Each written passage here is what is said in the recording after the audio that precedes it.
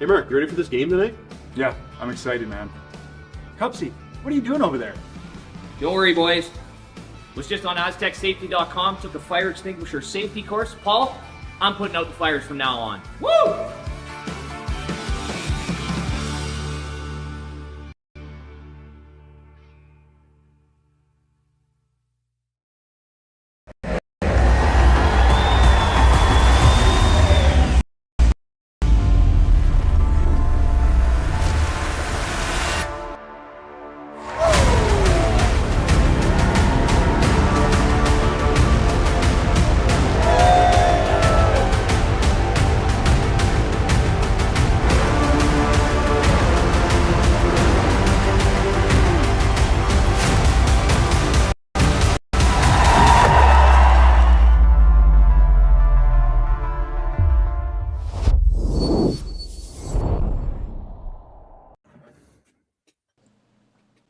A very pleasant good day, curling fans.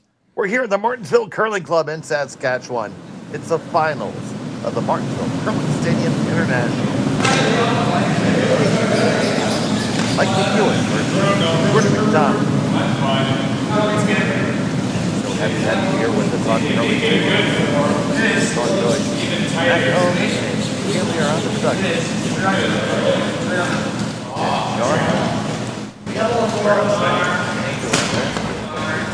Yeah, a couple of extra end games for us already today. Expecting another good one here in the final. And Mike McEwen, by virtue of going through undefeated so far, has last off here.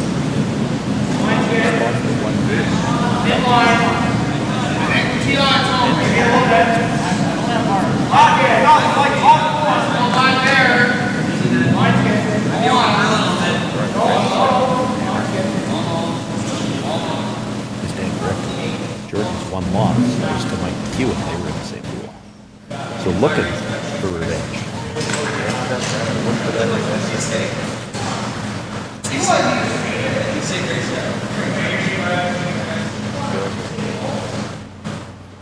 Manitoba native.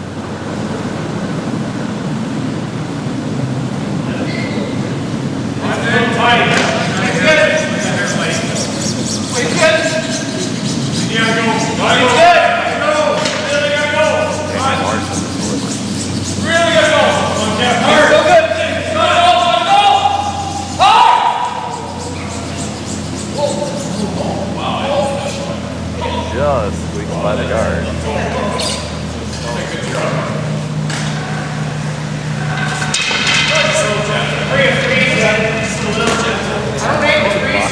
Compared to that one, yeah. Expect to see, but here we have the first ever championship final. 14-8.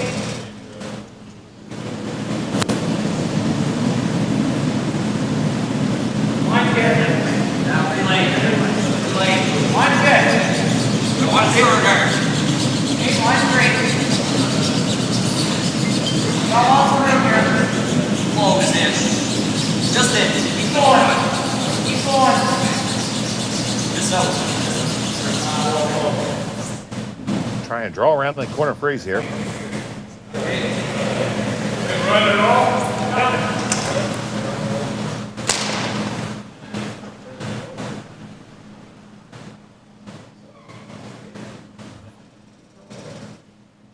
Kevin will be looking for the run back now, and this could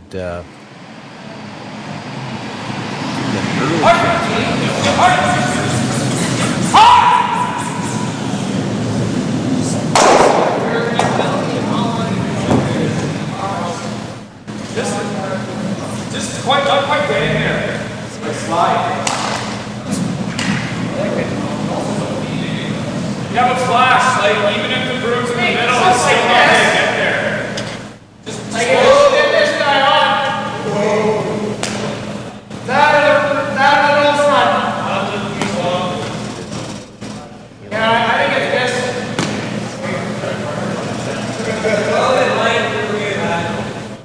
I'm very happy with this setup. You can see a piece of the shot stone, or the second shot stone, but if you pick it out, they're going to play the hit and roll behind the corner.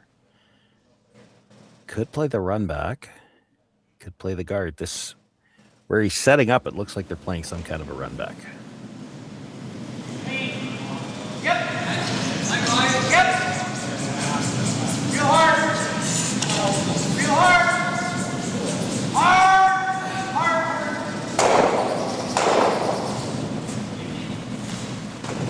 And run it back they do.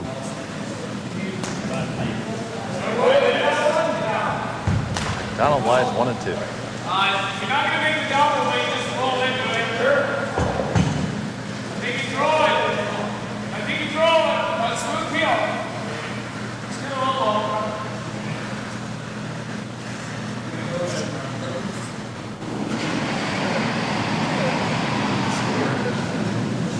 Close. No. Go. He's somewhat big. Good job. Just catches the one. Shot stone still from McDonald. Yeah, I think that's what I'm looking at. Trying to get the rolling behind. I don't know whether they thought they could get shot off that or not. It doesn't really matter. The other stone's wide open.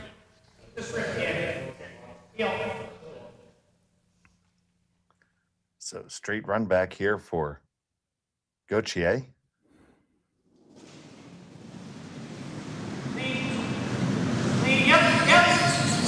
Yep. Hard. And Jacques makes that. Does lose a shooter. Runs down. See, now it's everybody. Control. One minute more.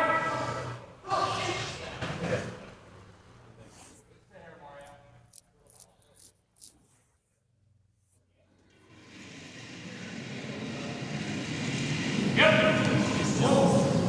It's good. Yes. It's good. Whoa.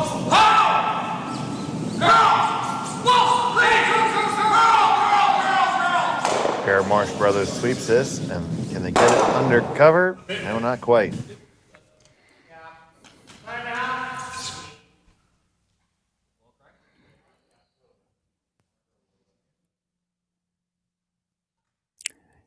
Trying to roll back towards the yellow guard. Don't know for sure if he'll actually want to get dead underneath on this one. You get fully behind cover on the yellow. He might be behind the tee line.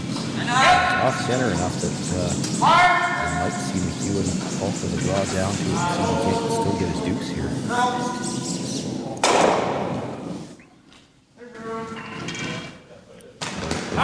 They definitely indicated they were trying to roll towards the yellow. He ends up with the nose hit, and that gives this is Colton Flash one more time a chance to roll behind the red guard. I think this is going to be in pretty good shape.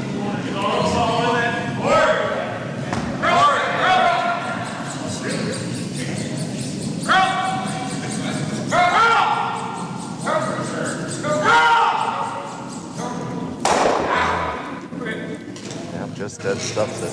Yeah, roll all the way across and under the yellow. Now you're in front of the tee line. It's, that 2 exchanges of hits there brings this high enough up in the rings that you can play this with no risk.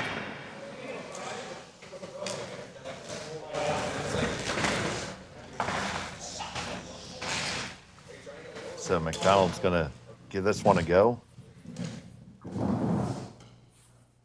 Chip it out, try to get underneath some cover here.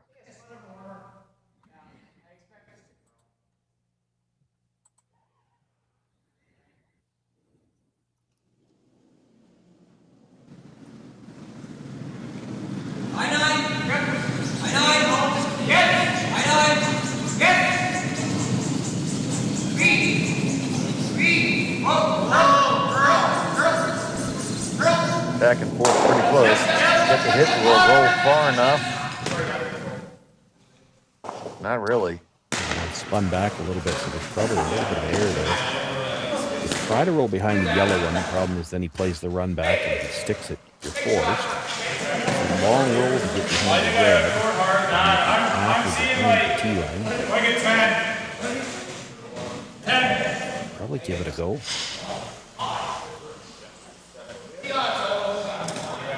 So you just like this as a hit and roll open, or do you try to bury? No, I think you're trying to bury. I mean, if you make it perfect and you're behind the tee line, at least you've got him trying to play the freeze on the corner in the first end. He's got to make it good, or you're still going to have a shot for two, and you're always going to have a safe shot to score.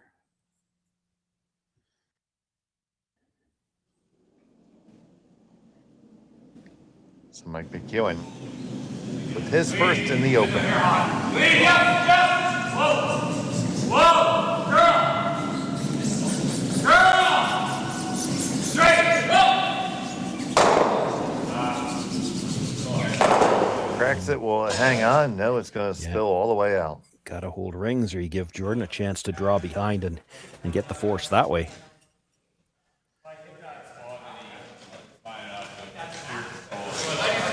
No discussion required here. Yep, that hit the side, Mark. I don't think anybody was sure. Kevin asked Jack. Jack was, I don't know. I wasn't looking. Some sort of weird jam. Yeah, but you can't get him out.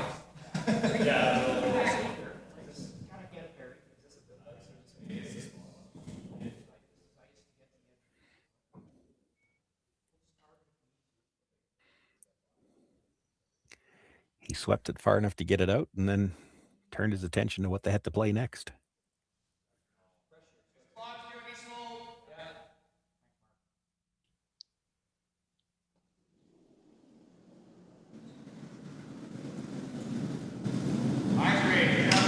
Last stone of the opener for Jordon McDonald.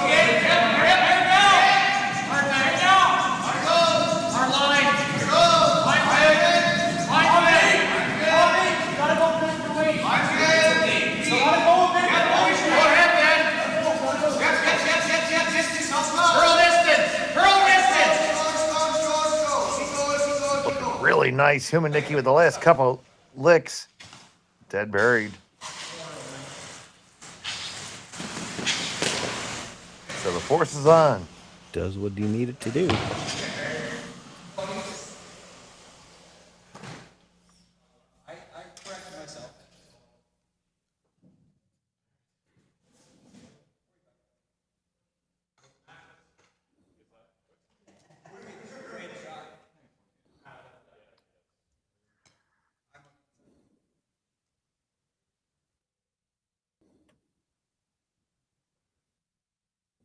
So for Mike McEwen, final stone of the first end. Gonna draw for a single.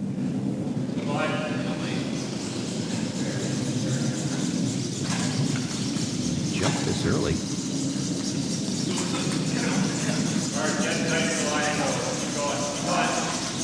Marsh and Flash. Trying to make sure it gets there. It's curling a lot. Curling a lot. Is it gonna get past the stone? McDonald, no, a steal of one for Jordon McDonald. He takes the early advantage. And that's going to come back. Developed over a decade in collaboration with the finest ice makers this side of the Atlantic, the Pebblehead PB5 is nothing short of a triumph of sophistication and craftsmanship. Weighing less than half its lumbering copper predecessors, yet boasting tenfold their durability, the PB5 delivers perfect, consistent ice, time after time. The PB5 by Pebbleheads.com, the apex of ice-making ingenuity for the roaring game of curling.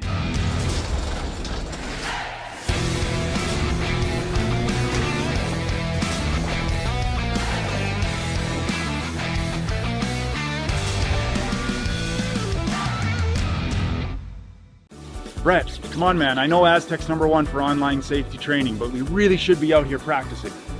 I know, guys. I'll be right there. Just let me finish this course on gas detection. Wait. Do you smell that?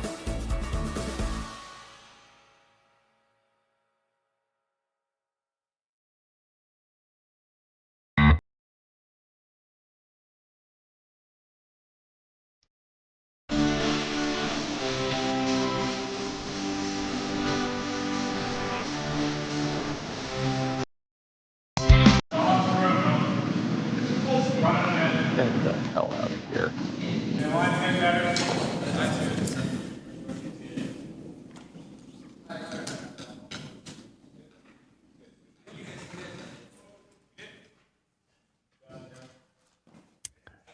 Steal one of the first 10.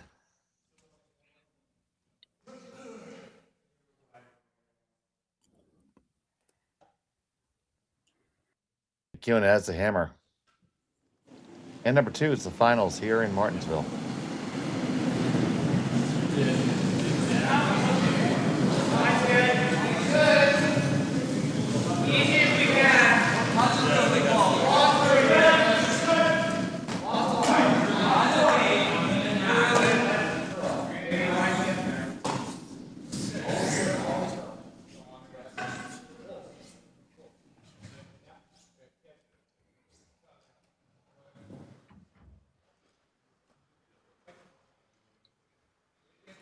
Ignored it last in and played for the box. This time he's coming around to play the freeze on the shot stone.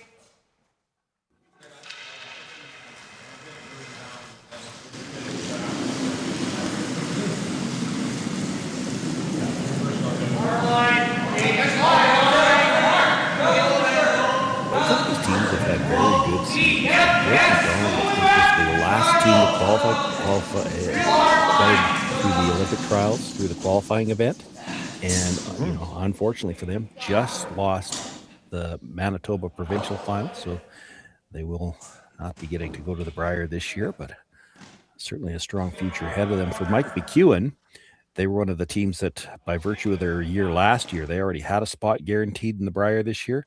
They also had a spot in the Olympic trials, finished second in the round robin, and you know, unfortunately for them, probably a little bit of a heartbreak. They lose the semifinal.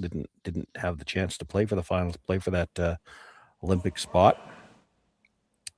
Yeah, and then you had to feel especially sorry for Kevin Marsh in the Hacks now, because after they lose that final, he gets back to Saskatoon, and his first game back in Saskatoon on Tuesday night, he's got to play against me. So then he's on a 2-game losing streak. That Oh man, yeah. It's, and to your point, Jordon McDonald has had one heck of a year.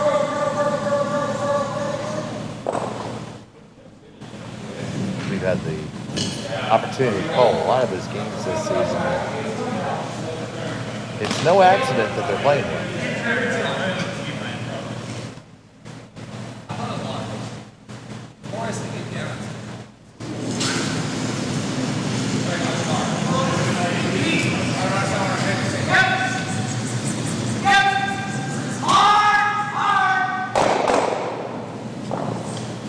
Rocks move here.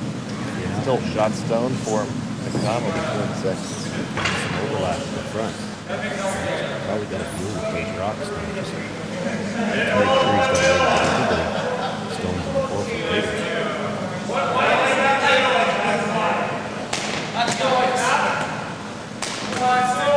you can play from the outside or the inside. Which way do you go?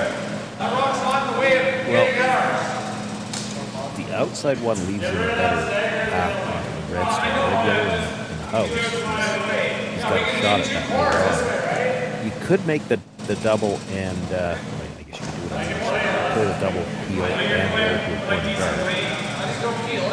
They're talking about. That's the easier double. It's the center line. It doesn't give you as good a look at the red in the house.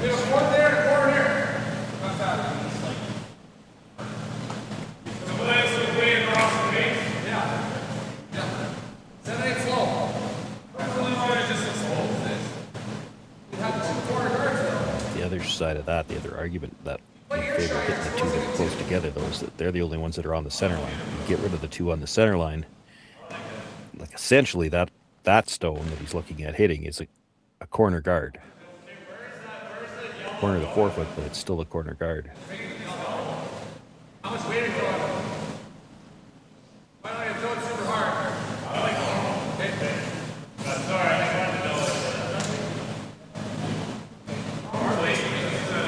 little bit thin to make sure you catch the second one too. You do want to keep the shooter.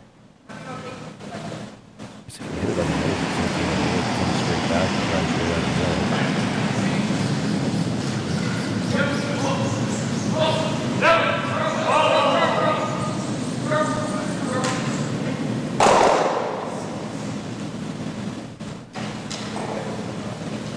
That shuffles the deck some. Yeah, didn't quite lose the corner guard, but pretty close.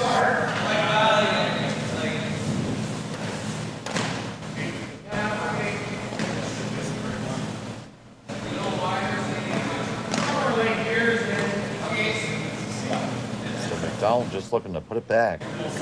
Yeah, and you saw him walk out there and take a look at just how high they want this. He's trying to put this in a spot where the double peel's a little awkward as well.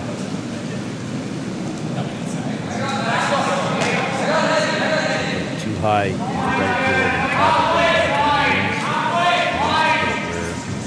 If they're going to make it, they're going to just straight double peel them. They don't keep coming back to do some damage.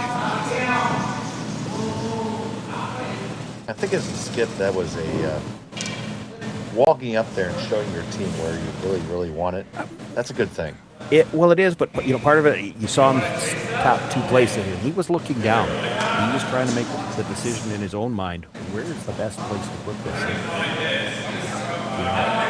it's one of those things that you see it, I think, all too often where they just signal for a guard and they just lob it over somewhere. And sometimes, this is a good example of that, sometimes it really matters how deep it is. They wanted that one a little tighter than that, but double peel, it's an option for Mike if he wants to play it, because over the top of the one on the center line, and then it's coming back into those stones in the forefoot. Freezes with that. He's still got the run on either of the yellows. You probably play the tighter one. If you stick it, it's dead behind cover.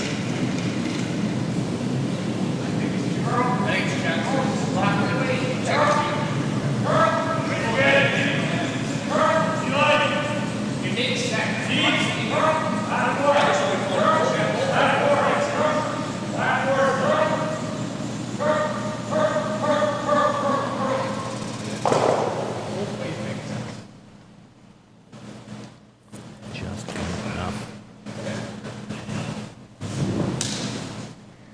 Still shot stone for McDonald.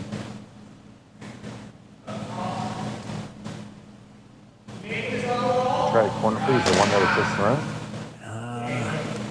On the inside, rather. Maybe.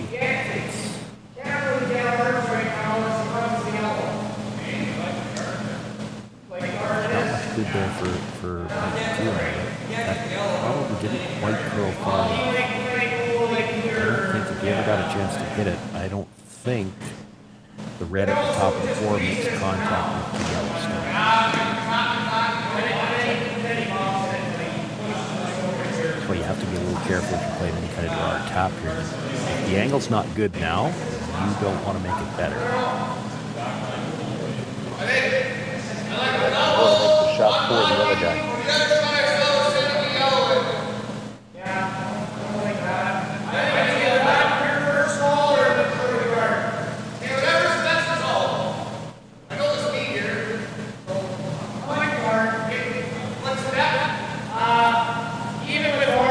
I'm not sure they've got anything right now on that side, so I don't think you want to wiggle these at all. Even 12 foot's good.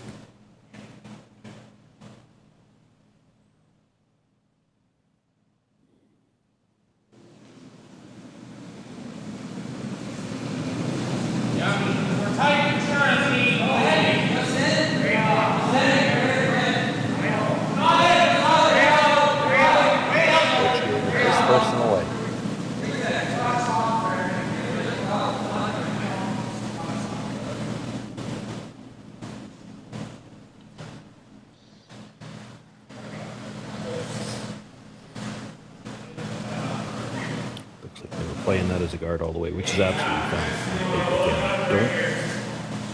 It's hard to say for sure from an overhead, but I mean, if it's touching that yellow, it's only just barely touching it. You play red on the red, and right now you can't really see it anyway, so you have to peel guards here. You might. You play back 8 quick way to just chisel it? That's what Cole was looking at. You're basically playing a split. Tap, tap, try to get the red into the button area of the shot. And the critical thing about this is you have to roll the shooter far enough so that there's no in-off on it.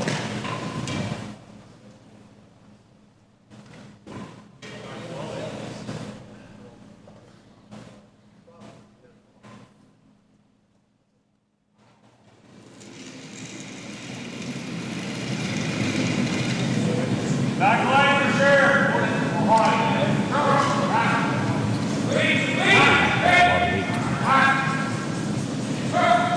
Back eight to back line.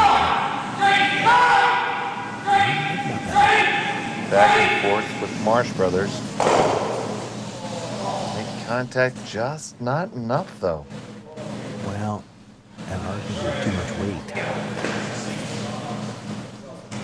Hit thicker than they were looking for too. It overcurled on them a bit at the end. Lost the line. Got a little bit thinner, your shooter rolls further back, and then of course you don't tap the one as far. This is a good spot. I don't know how Mike scores. He plays the run back and tries to double the yellows and have it spin up and out of there.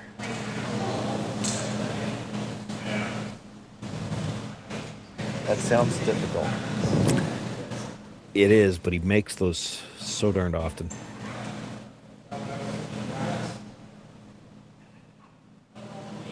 I know you surely want to call that for me, buddy.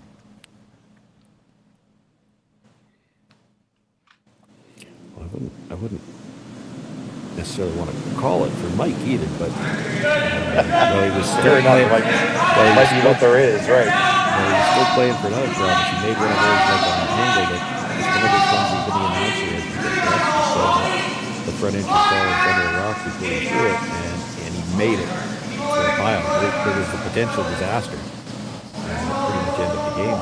Well, that one's not good enough. Doesn't hurt tremendously, though.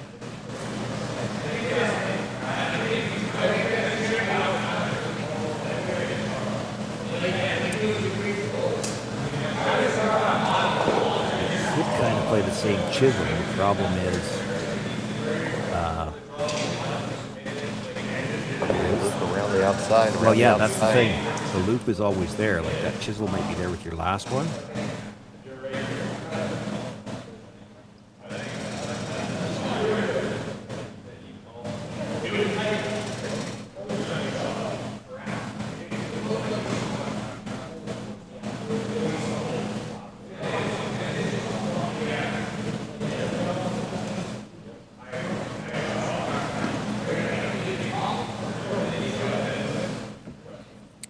Coming off the red, the wide red, and into the yellow, it's definitely there. You'll hit the top end of the yellow, but it's hard to imagine hitting it so high on the top of the yellow that you don't touch that red. And if you move it over a little bit, you could just create an easier rock to freeze to.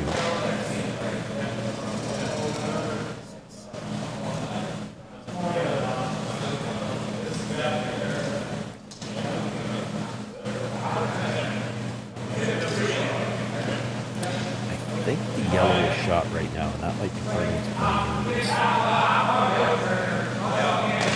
I do think so. This is almost basically the hit and roll from the top of the button. If you just touch the yellow one on the body, you might be sitting two.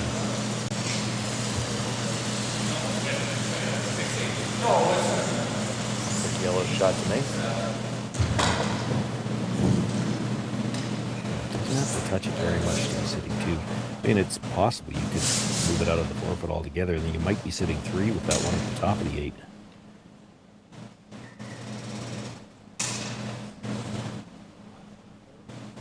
You do kind of need to spin up just to take away that freeze. You spin up and over to the center line. Boy, I don't know what Jordan's going to have left.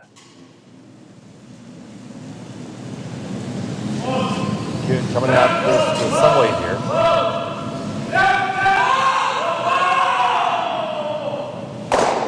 Hit it, roll it over, push it back, and you lie one for sure, maybe two. If he think it's 2, but you didn't spin over as much to the center line as you might have liked. If Jordan can make this freeze, I don't know if he can get it out. Take another look at it there, Shawnee. Boy, this is so close to perfect. I mean, he got the hit and roll across. If anything, you need to... Yeah, it's probably just more weight. Like, he hit it perfect.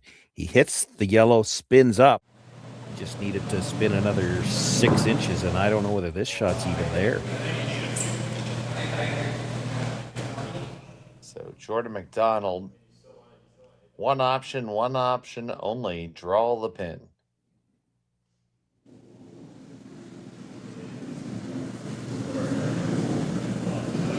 Still got it, right?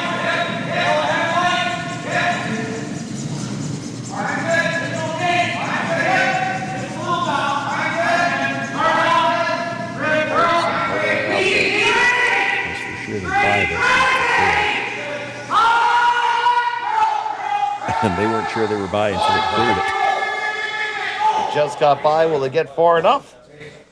Yes, they will. Great draw by Jordon McDonald.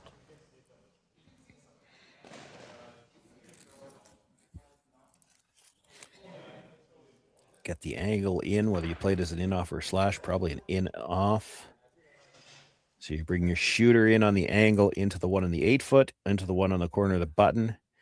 Catch the one that was just thrown. Boy, tough to make this for more than one. I mean, it's possible, but it's really tough. Oh, my goodness. What a shot this would be. You're going to lose the red at the back of the 4-foot if you make the shot. And it's hard to hit this at the right angle to catch both yellows. You could make this shot and still give up one.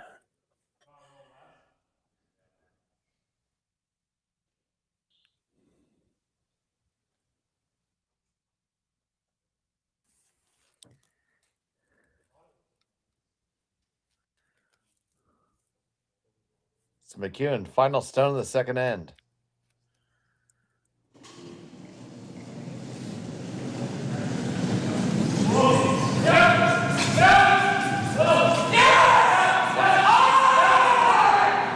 Hold it out there.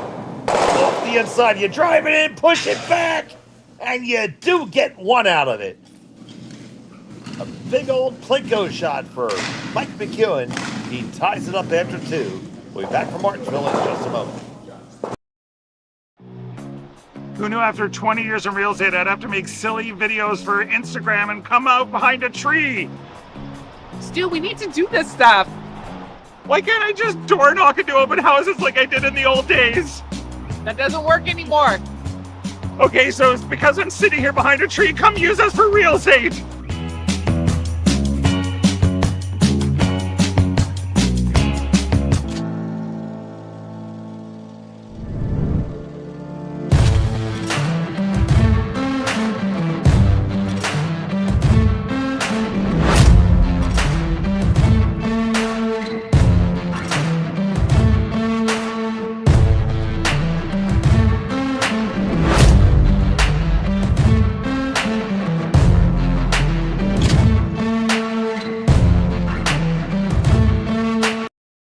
Alright, real talk for a second. If your snack situation hasn't changed in years, maybe it's time for an upgrade. The Chocolate Lab makes legit chocolate that's worth paying attention to. That's it. Back to whatever you were doing.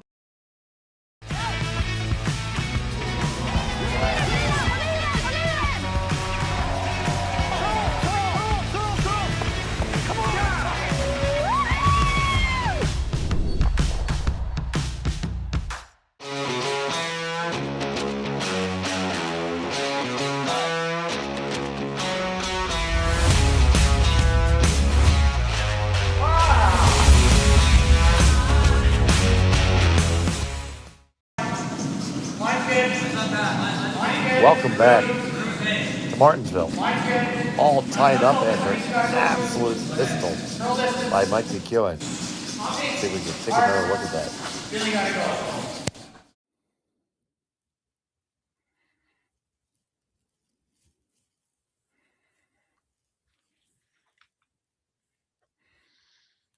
On the sweep early. They knew this was very, very thin, and even then there's some question of how they're going to come off. You can see it come across.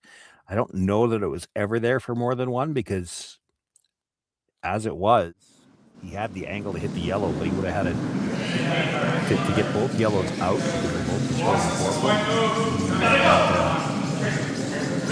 Honestly, just come out more weight. Let's put it that way. We need to have a tire trail behind it. Yeah.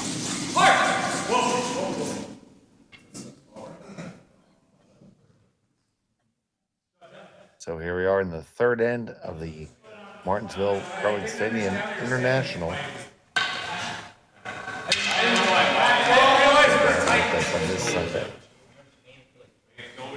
Championship Sunday.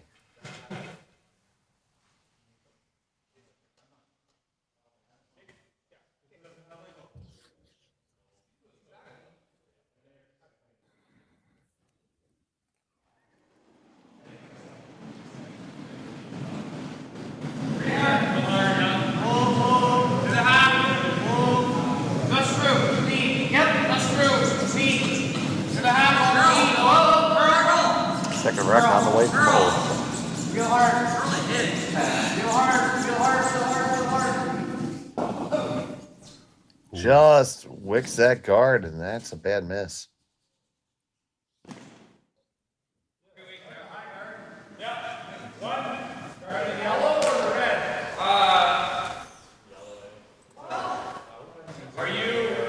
Are you parking directly on this? I think so. Still might split, but it's okay. We have two center guards lined up then.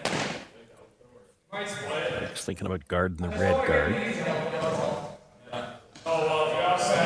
They can't see enough of the yellow one to drive it back onto shot stone. Make them throw some double peels.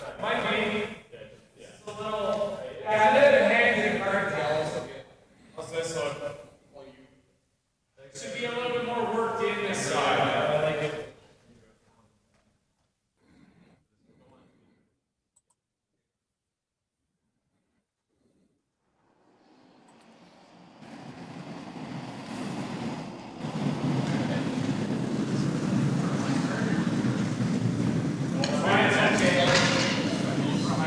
Line's good for high. A little hot. 352. Hour 33. Delivery on the way from Marsh. It's going to be a high guard. Not high enough.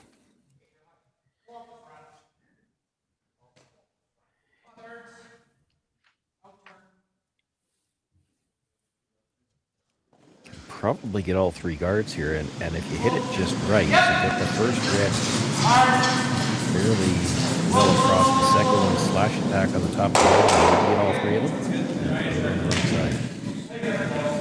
And you got the double peel. Got the double peel, but he still left two guards up there, and if you overlap it, you still really can't get the three.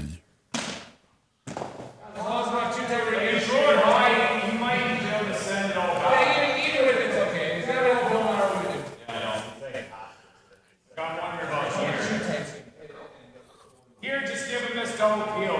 Yeah. That's fine. They got a 3 height.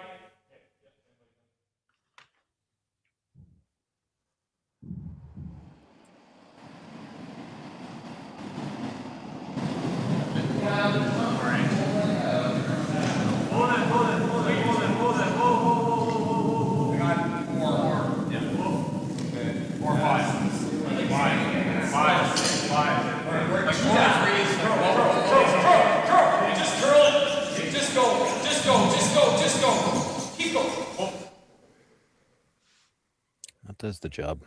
Even if you played the double, now you're never getting that yellow coming straight back. You can get all three guards, but you can't make the yellow come straight back. Probably not killing the red, but I think that's fine. I like the shot. You're always going forward, yeah. I just want to move this to here. Left. Yeah.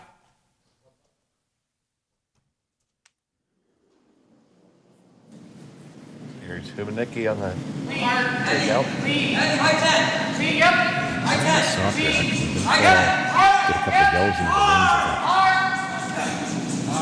Okay. think. This wasn't the plan, though. He was trying to get to the red, move the yellow rock further into the rings, and probably get the shooter in as well. He did leave himself a corner, which will likely never be good.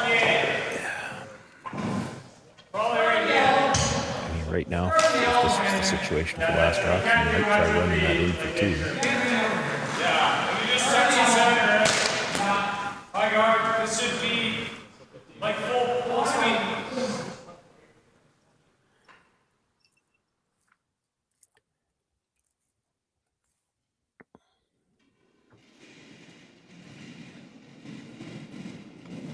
Colton Flash.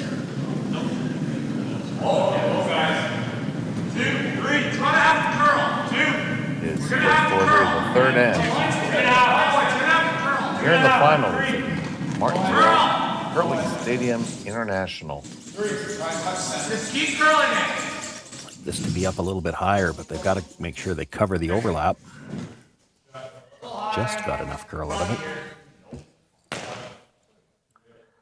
Just by a skosh.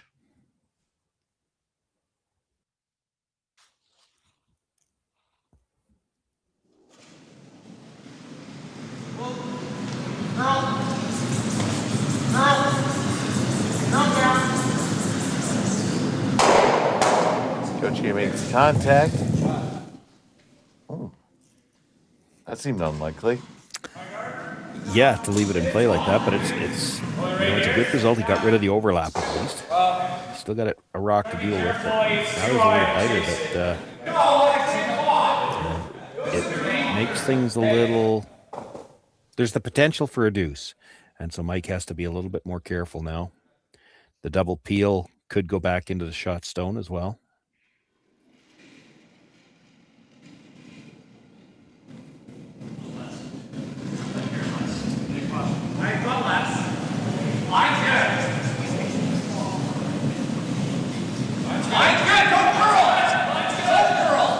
Nice wide shot of the Martensville Curling Club. It's the only game remaining, the finals.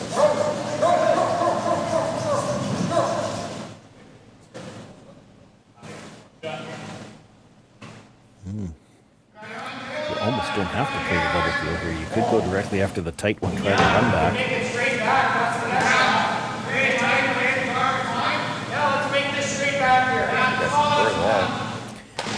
Well, it removes a variable for sure. Now, the problem is you probably can't run it back over the top because it's going towards that yellow. So you got to run it back straight. If you run it back straight, you're leaving a guard open. But at least it's yours. Straight. Run it back, and well, you didn't want to do that. Guard the yellow.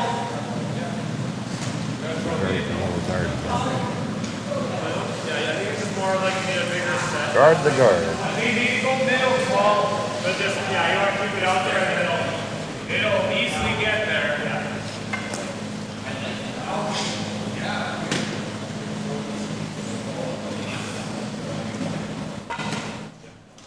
What height do you have to say? Height is that other right one? 1 to 2. Okay.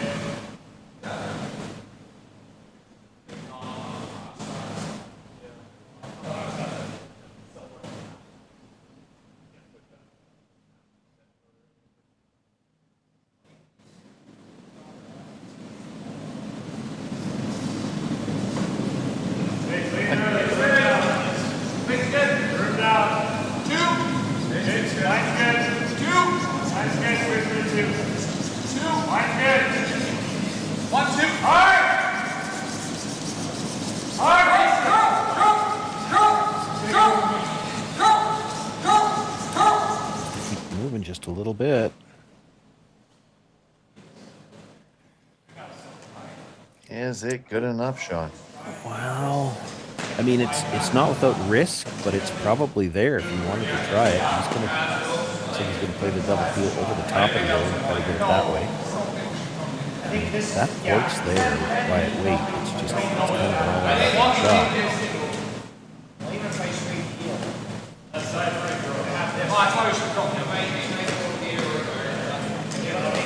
So you know, you just don't know it.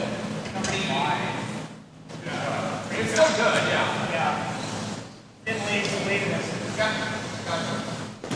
This is red across the top of the yellow that's just out in front, and then try to slash it back into that shot stone at the top of the 4-foot. And if you're really greedy, you try to stick it in the rings, and maybe you have a chance for 2 here.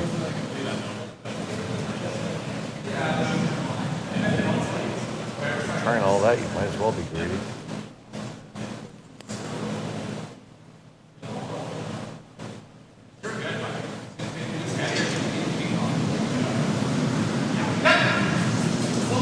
First and 2 on the way from McDonald.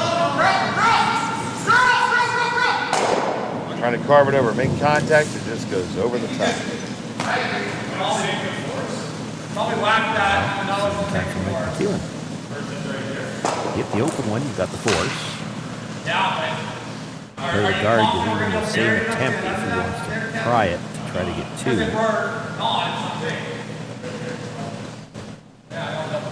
But to come around from the intern. That's I want to steal a shot. We're shooting better on these actually. I don't know if you're going to be as far back as Colton's indicated. That might leave a double for 2. Yeah, no brainer. Pinhole, I don't think. If it ever come around from the intern and just be full 8-foot, almost right in front. You don't want to be in front of yours. You want to be behind the yellow, but even with dead in front of yours where you couldn't hit it on the nose and be shot, you might be able to see enough of that yellow to try the run though. I think with this ice, they're throwing the hit on the open stone.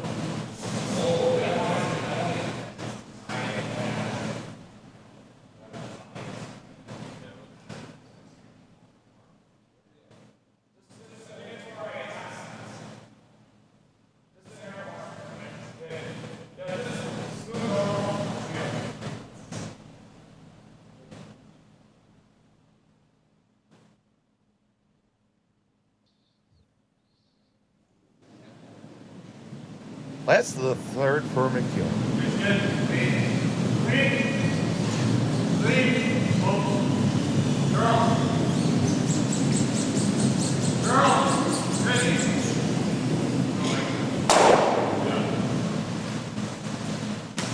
Makes the head stick and the force is on.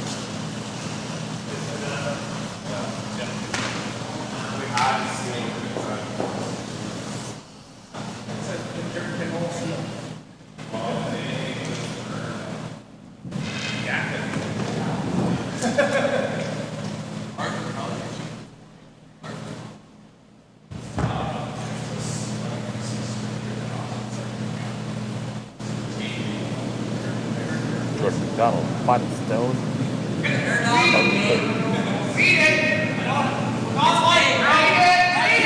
Just looking to get his single here.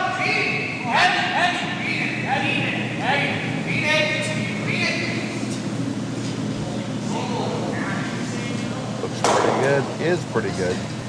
Put one on the board for yellow. We'll have the hammer in the 4th end when we return on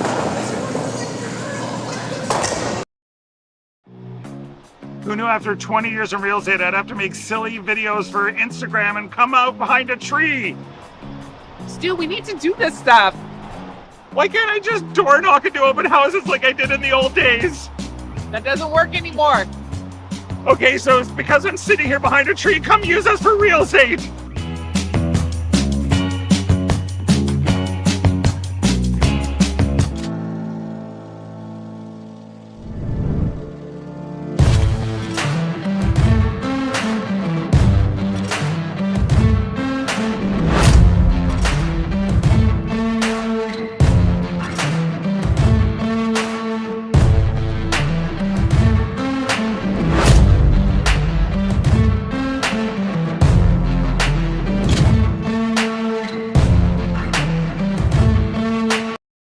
All right, real talk for a second.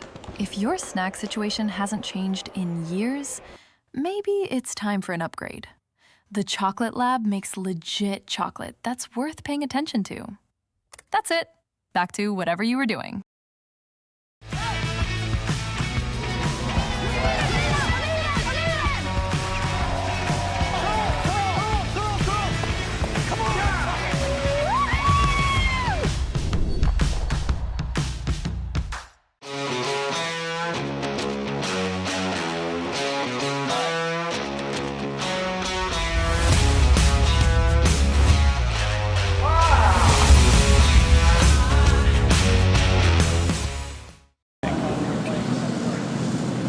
Welcome back to Martensville. We're trading paper cuts here. Now it's McEwen's turn. He has the right here. Number 1 and number 4. Now joined by Sean Joyce. Matt Hone on the production. Camera operator is Taylor. Thank you so much for joining us all weekend long.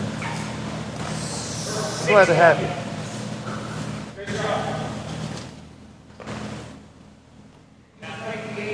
Somebody will be glad to get a deuce if they're good.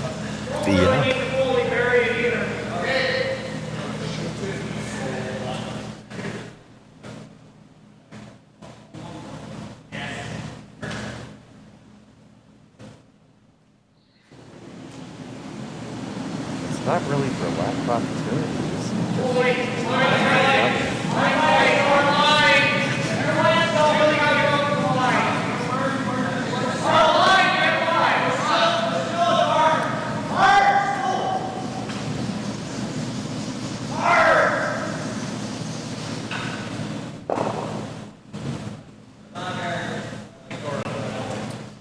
There might be another opportunity. The Blackhawks got the chance to get in first and underneath one of their own.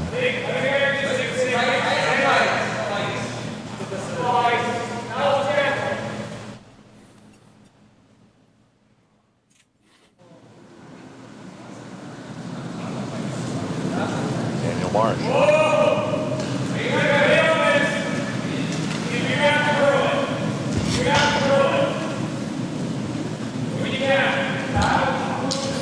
Way out there. I don't remember seeing a rock out that wide in the entire event so far. Flash trying to carve it over. Can't get over a good ways. Get a depth under at least. Probably a little more than that, and here's the thing. This is still just the 5th. You can look at that run back all you want. You can't play it yet. Kill the guard, it goes back. This is the 5th stone of the end.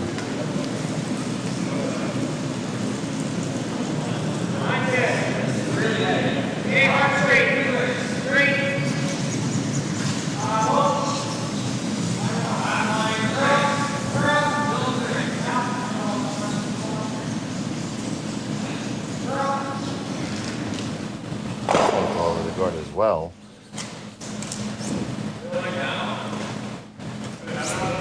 It's not the line, it's the weight they're struggling with. But it's also been a bit of a challenge so far here in this final.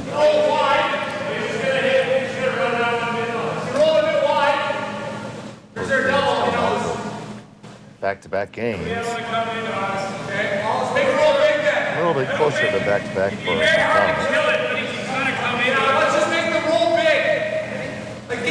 One game out there now, and because of the sheet assignment, this sheet hasn't been used all day. A straight break before the game, so it should be fresh. Like first thing in the morning. He's running back that though. The next double run is happening. They're not always that fresh. Yeah, but I'm not sure it's really this. Big roll.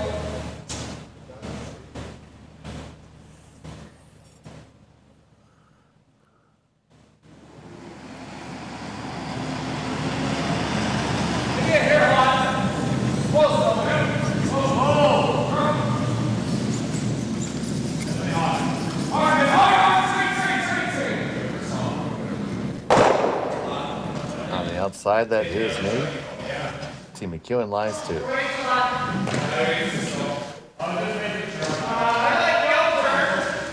big hit and roll available for McDonald here. Yeah, hard to ignore second red one in the rings when you don't have last rock. But this is a long roll to get in behind cover.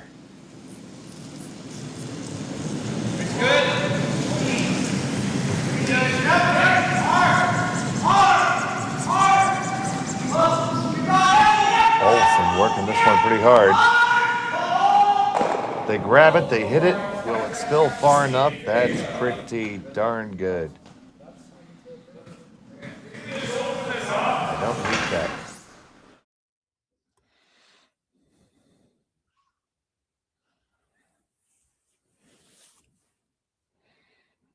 Yeah, the beauty of this for the McDonald team, he gets the roll, comes all the way across, and not just underneath the first of the yellow guards, he gets right under the center guard. So really, because of where the guards are, for the team to try any kind of peel, he's probably got to play the double peel.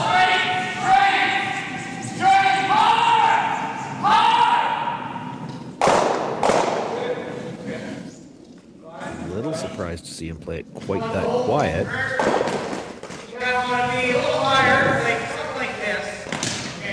Guess he wanted to keep the shooter around.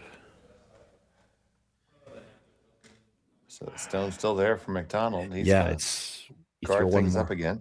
Sorry, Dave. If you throw one more center, you're in the same boat. You're still needing a double peel. You get the double peel, there's a chance it's coming back. It's starting the button.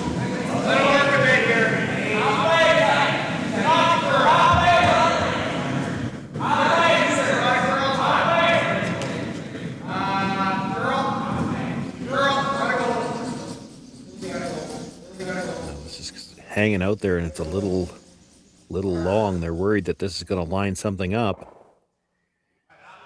Oh, I think it did. But it drags enough if you want to go after it, or you could just play the court, play the roll behind.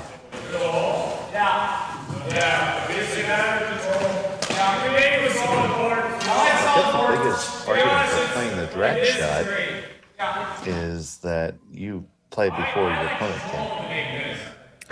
Your opponent might not get a chance to. I mean, if you get the hit and roll behind, you're going to roll behind the two reds, and it's not dragging that much.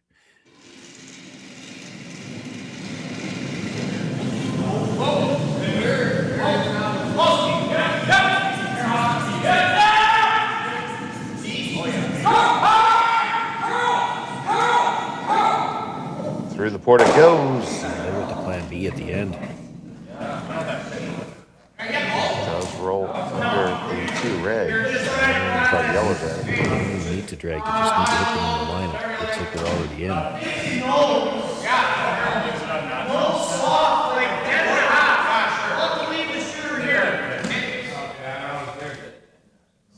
Maybe a nose hit, get a little bit of a drag just so that it rolls back towards the center line a hair.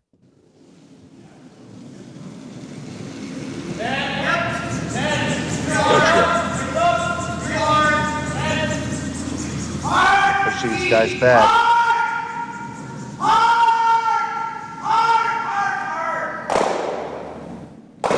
Makes contact, sends it back, and there you go.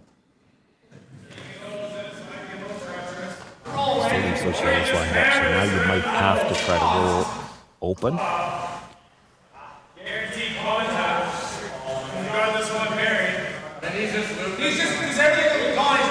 Thinking about the run as well, which could work. It looks like the yellow, the run back stone would go underneath and it's sitting there. Might be looking at a draw too, thinking he's got two ways to get at that yellow right now, and they can't take both of them away. You got the run back, or you can get to it directly on the open path right now.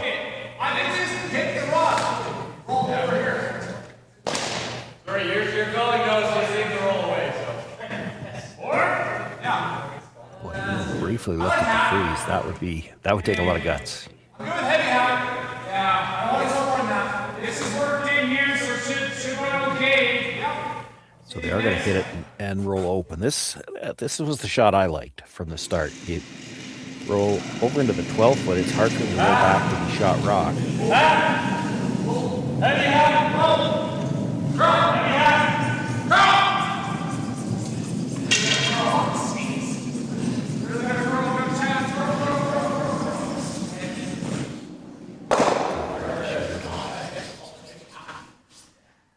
That's been a Shooter struggle will- today too.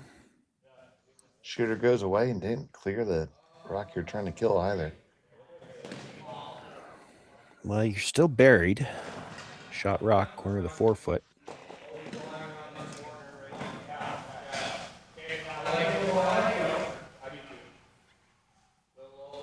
The run's a little scary. There's a possibility here. Yeah, I'm pretty sure I hate this.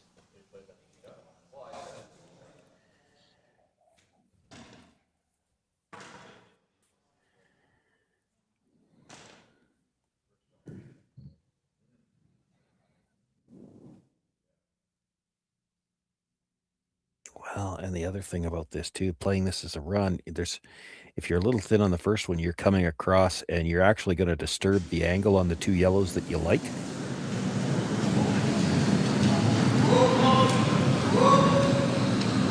Jordon McDonald on the run back.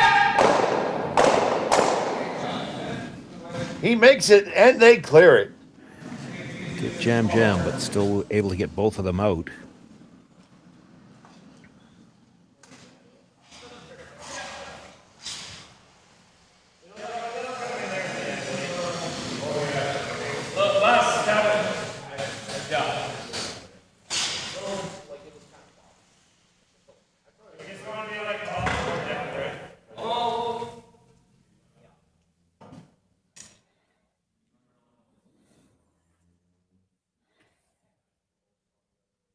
I think that yellow one is the one that was just thrown is still enough in underneath the red, tighter to the rings than the red, that if you do make this get dead buried, he would be able to run the yellow back. And we've already seen him make that shot once in the game. Even though it's on a slight angle, you run the yellow back, stuff it, you'd have the force again.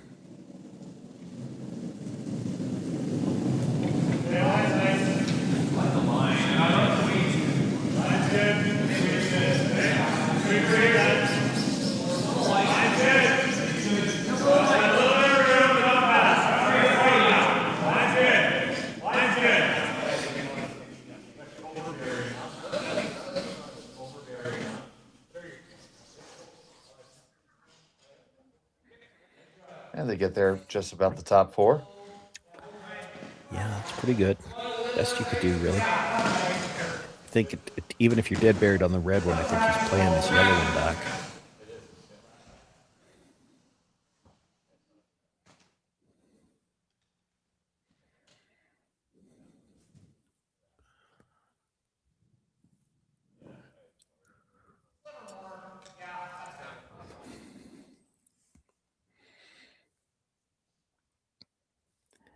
It's not quite dead straight back, so it's, it's a little tricky to stick it in behind cover.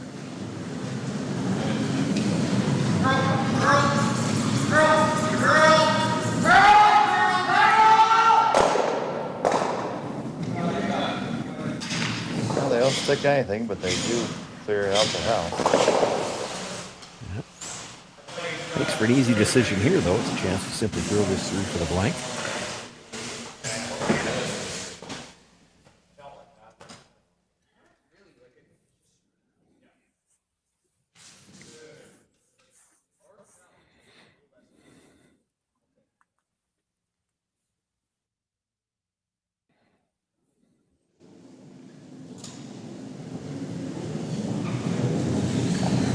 So the fourth just shipping this one through.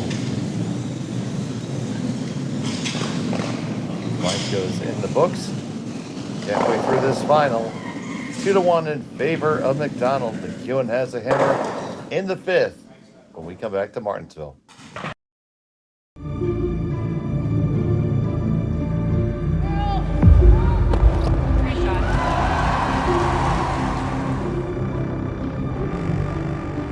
Yes. Throw in.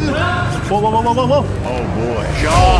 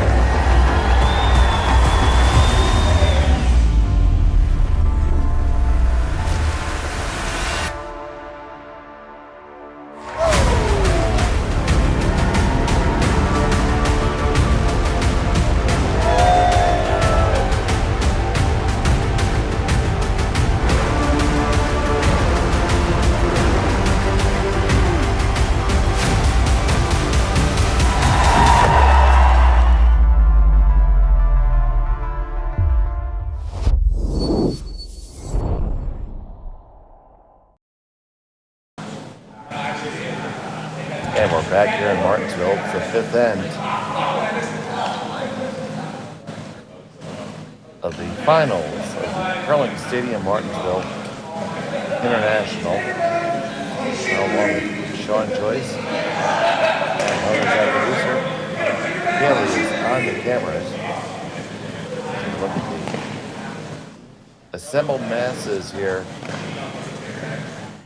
in Martensville as the teams take a brief fourth end break. Gotta be really careful saying assembled masses at the end of the last day of the Bonspiel. Make sure you enunciate. I pulled it off, buddy, but I'm not trying it again.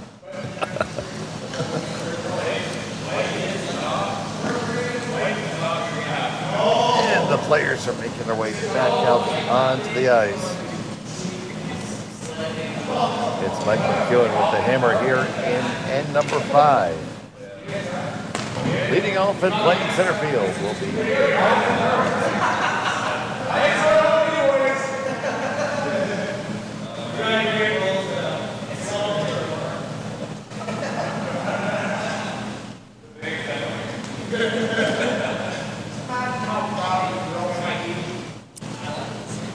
The game is tight. You have to really think of, and again, both of these teams, we talked about all season, probably talked about it last season too. They're very conscious of odd versus even end, and it's going to affect the strategy calls here in these last 4 ends very much.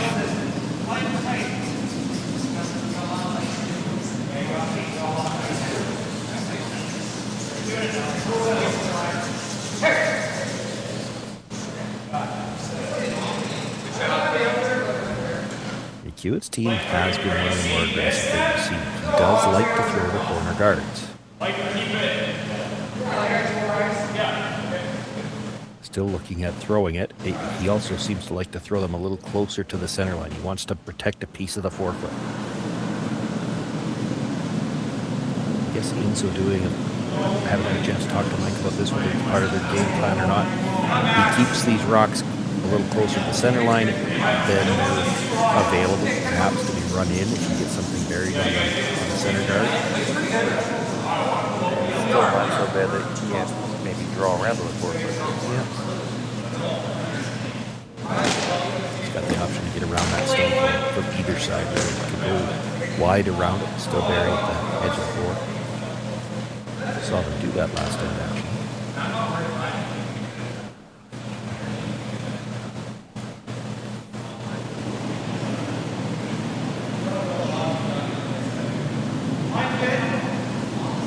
Hesitated for a moment before he threw the corner.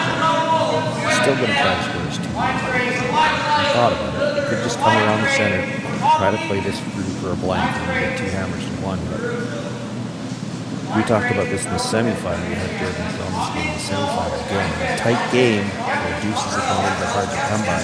Maybe take your deuce wherever you can get it. Doesn't matter whether it's the odd end or the even end.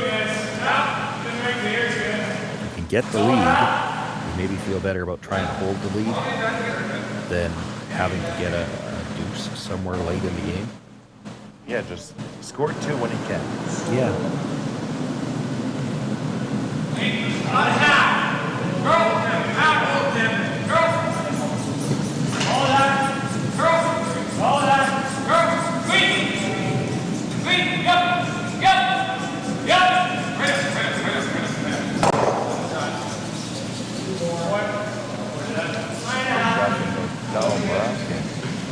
Hang on to the side of the 12.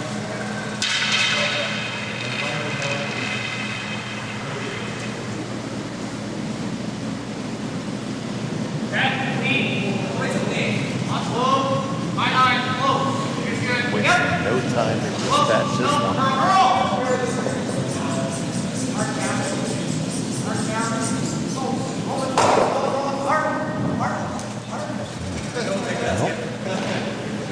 Now you playing the roll. Yeah, that's what I was wondering. He all the way around behind the red. Long roll. Doesn't want to stay behind the red. Down pretty straight. Big board. Big old roll. Seen too many runbacks already this game to want to roll behind the other guy's guard. You want to get all the way over across behind your own. So here's Marsh.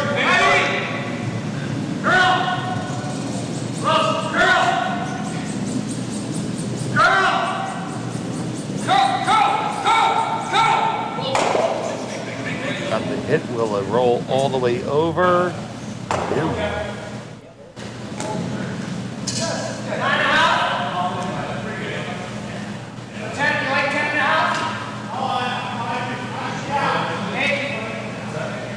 It is smack dab in the middle.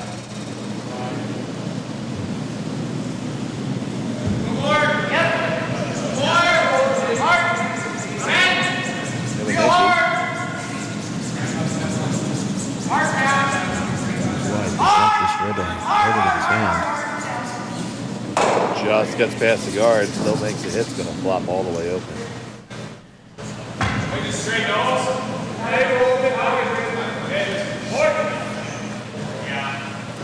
Can't really play for the roll behind now. If you do, you'll be well behind the T line. So they're looking to nose hit it. They'll probably try to nose hit this one, hope that McDonald nose hit again, and then you'll be up.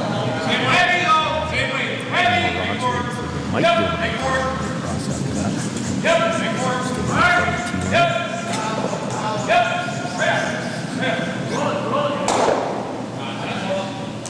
I rolled to the outside a little bit.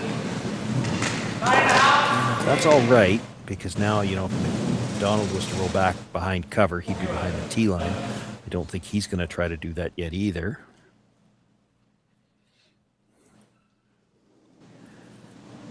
A little bit of roll to the outside, though, but it's still probably not high enough after this one for McEwen to try to roll across him. Check coach yet.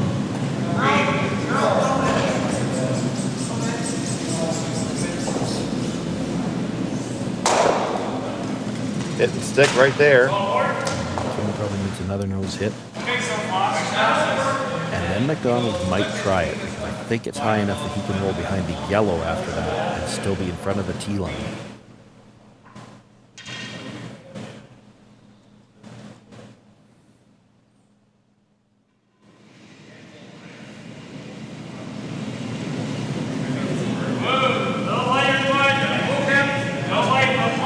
Still not away from the open flash.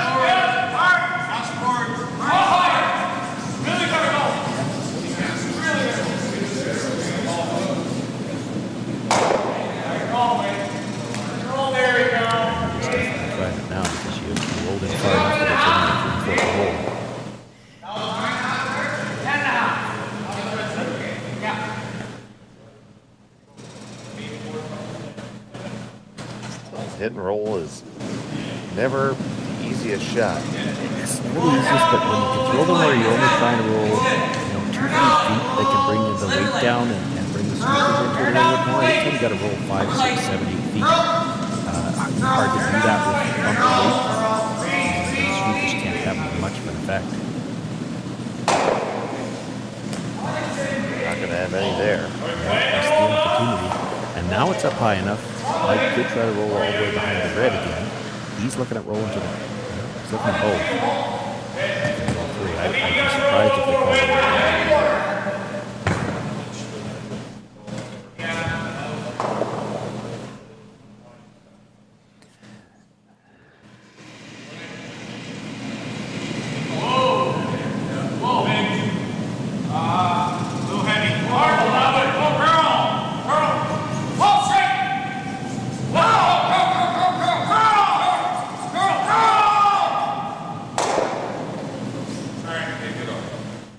Definitely didn't roll in there, Sean. No, that was one of the options they discussed, though, and it's not horrible because now you're at least in line for a potential blank. And if Jordan ever rolls out here, you could always try to come around something and get your dues.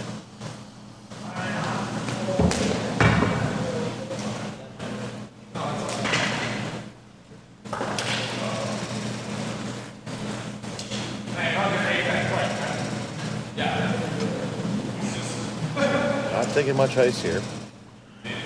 No. Both teams have thrown a few hits out here already. They know they can hold this line pretty straight.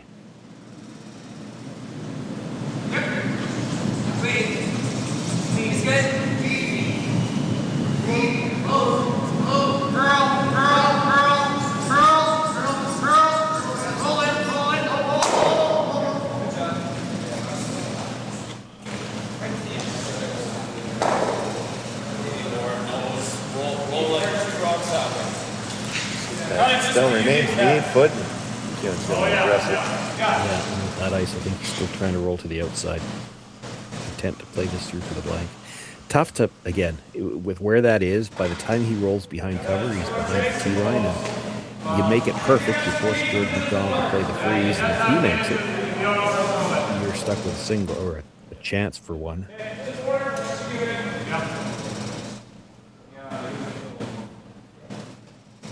You take the blank here. You got the hammer in 6, 2 hammers to 1. All the cliches you hear everybody talk about.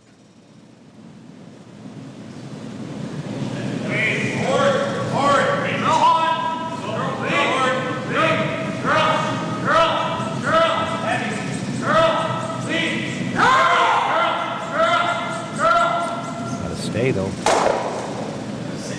Good stay. Just does.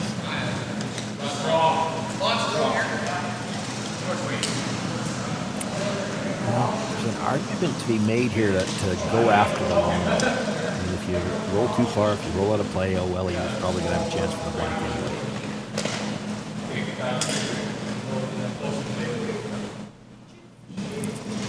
Coach Jay looking at both rolls. We already saw once it was McEwen's team. Ended up getting the one in between, which seems to be the way it always works out.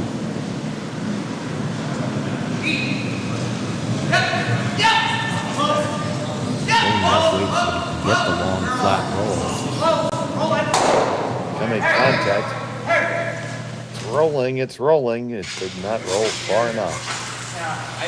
Ninth attempt will be on the way.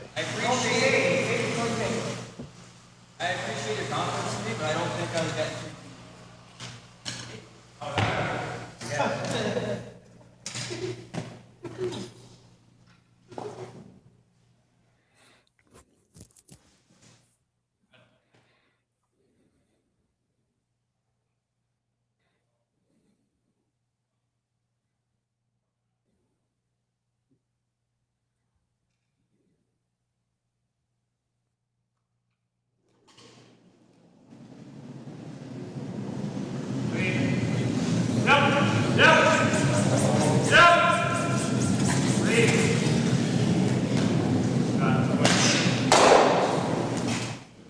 Blank is in the books.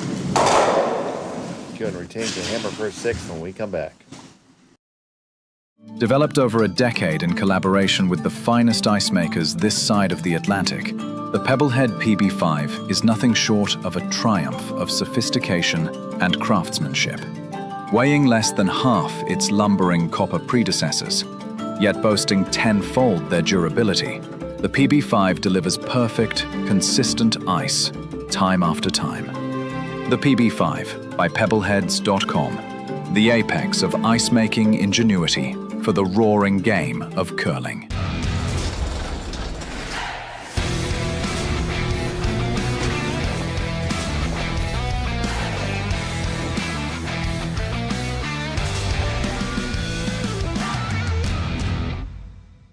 Brett, come on, man. I know Aztec's #1 for online safety training, but we really should be out here practicing. I know, guys. I'll be right there. Just let me finish this course on gas detection. Wait. Do you smell that?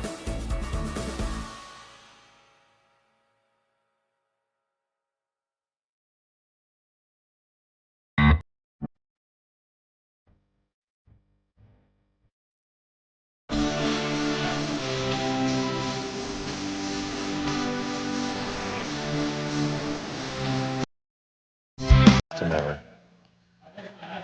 Welcome back to Martensville. It's the finals here at the International, brought to you by Curling Stadium. Jordon McDonald pulling the lead over McEwen. Having the hammer here, throwing red in the all-sport 6th end. And there's been a lot of back and forth, plenty of missed shots too by both teams, Sean. Yeah, mostly the draws. They're not having too many troubles with the hits, although they haven't always got the roll they want. The runbacks seem to be almost automatic.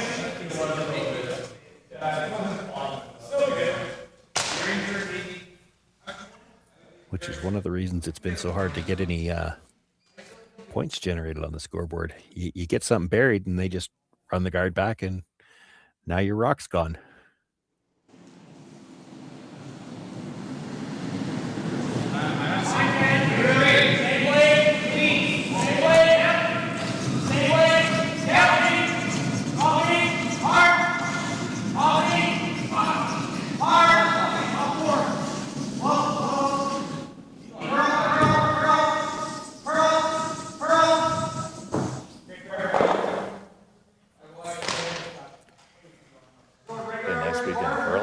Especially appreciate the opportunity to watch Brad Gushu come out and play.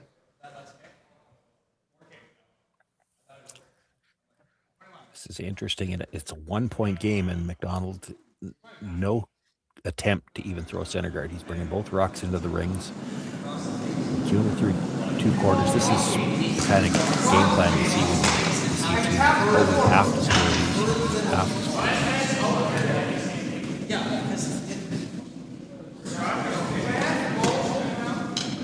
Usually a 2 or 3 down type of situation.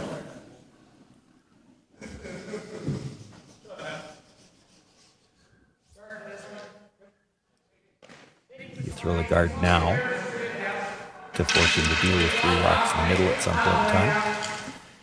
But yeah, you don't, it's just the way this game has been played. Like, both teams feeling it's that close. You normally wouldn't see a game, you wouldn't see an end like this set up like this. Other than a 2 or 3 point lead. This is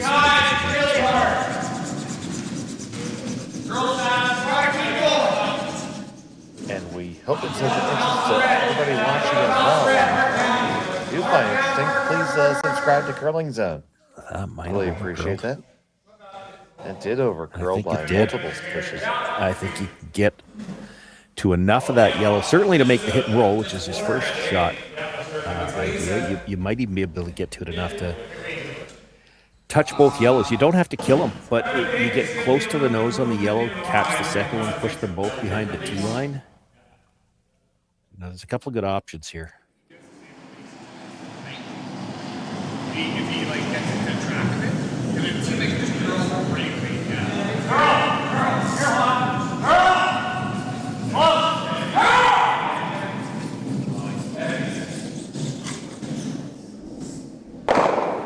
Well, they're going to get the hit, but the roll is going to roll. Will it get all the way out? No, it does hang on. Yeah, it hangs on, and that's important. Extremely. Well, it's really tough. In a lot of cases, you hate to have rock. But if you go make a play on that rock, it's really shot with the next one to get something on the cover. So you really have to protect this first.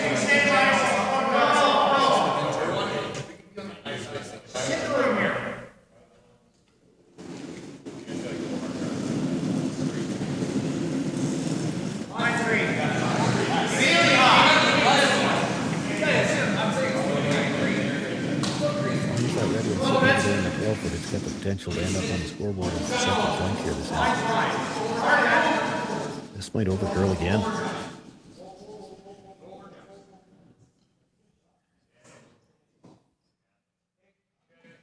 Well, when it's that high, I think it did. I think he could chase that.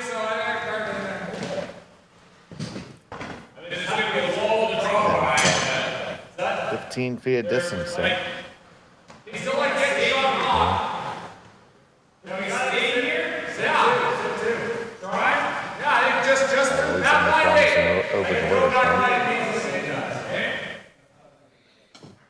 Guard's so high, it's not even in the overhead shot. Yes, there you go.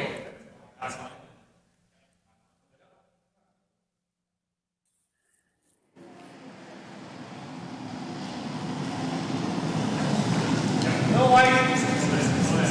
Pretty close. Hard. Yep. Hard. Golden flash is ready. As soon as they're sure they're by, they'll switch. They're not going to get by. No, they did not. They might get another one in the rings, though. Oh, that'd be a heck of a bonus and really sneaky. Oh, there it is. That is on all day. It's the same problem for McDonald. Again, it's hard to ignore all these red stones, but if you make a play on either of the reds, and he's going to make a play on the second shot rock, then McEwen's going to get a chance to make a play on shot rock. But with two reds in, you really can't ignore them both. So Jacko J.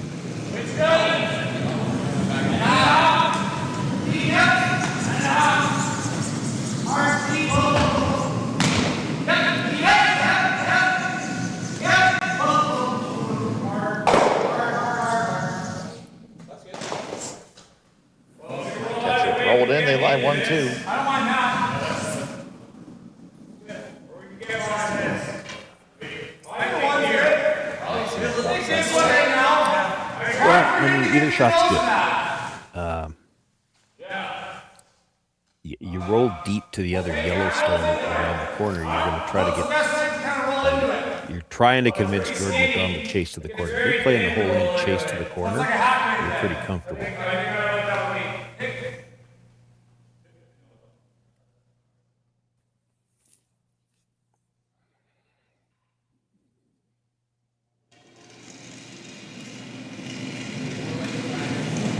Oh, flash and roll, hit and roll here.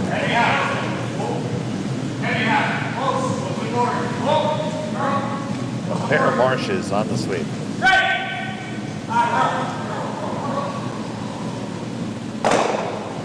They get the pop. It flops way too far. I wasn't sure about that when they switched to curl. They actually over-curled that.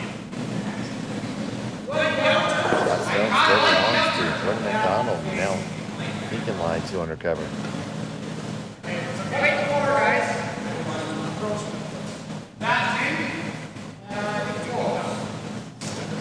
Game of inches, Sean. Game of inches.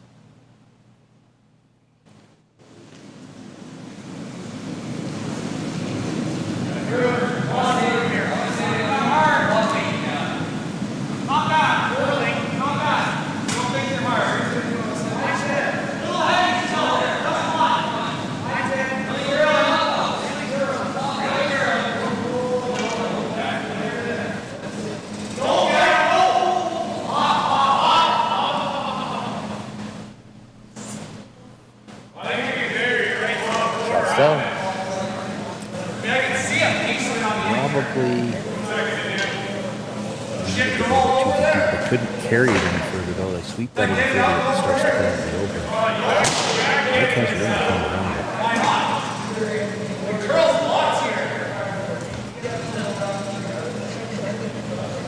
I can see just a centimeter of it. You're trying to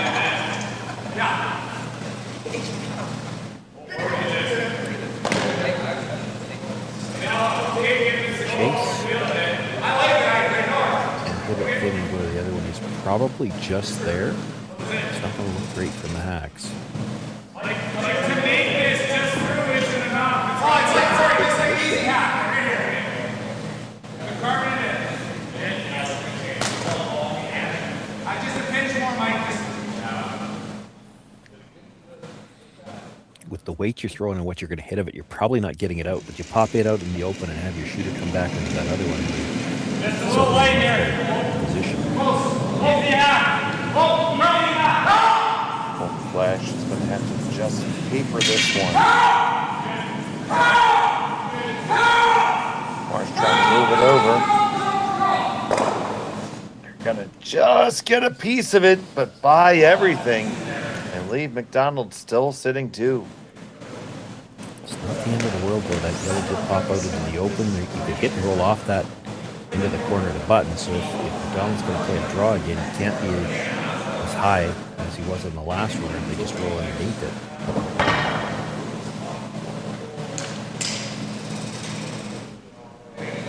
6 to play here in the finals. McEwen trailing by 1. The hammer.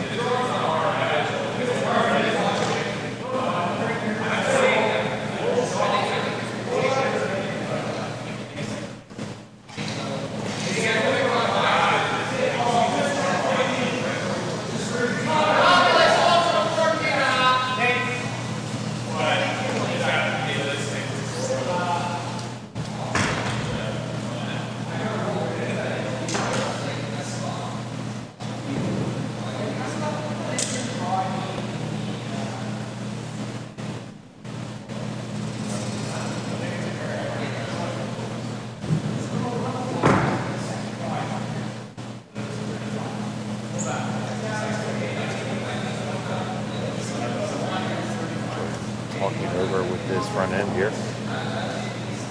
Yeah, positioning on this stone is key.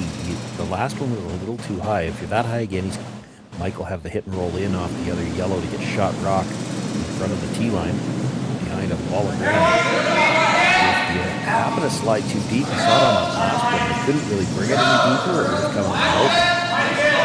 And hit and roll from the corner, that's not the back 8 foot would still give McEwen shot rock. Plenty of room coming by. And up. That's higher still. Definitely has room to get the roll underneath. He actually could still draw to the corner and shot rock. You could see him talking about that before the last one was thrown.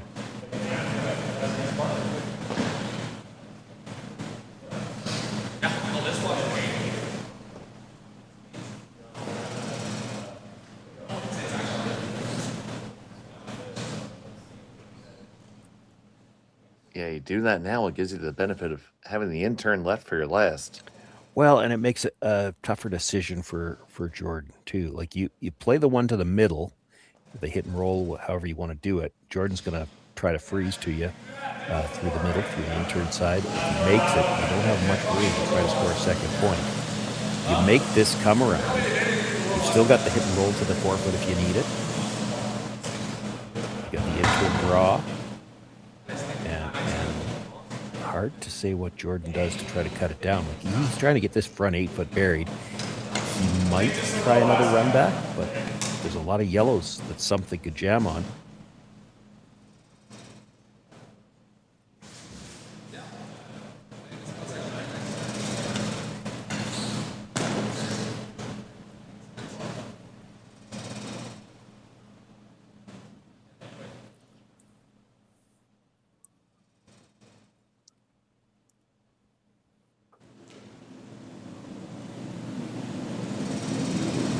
First on the 6 for Mike McEwen. There's that turn draw.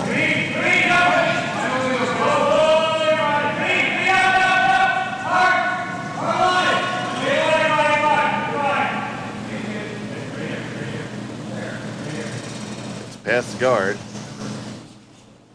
All about the depth now. That's going to be just fine. Shots down, Mike McEwen. Really good. The run, which is probably just there on the red, there is the risk of double jamming it again.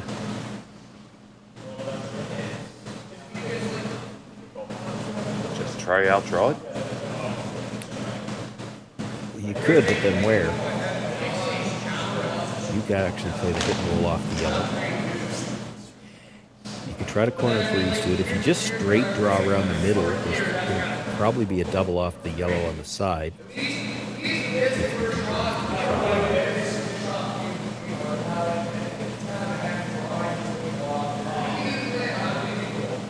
Come off the yellow yourself, that takes away that possibility. You have to wonder if you play the angle run in on the red.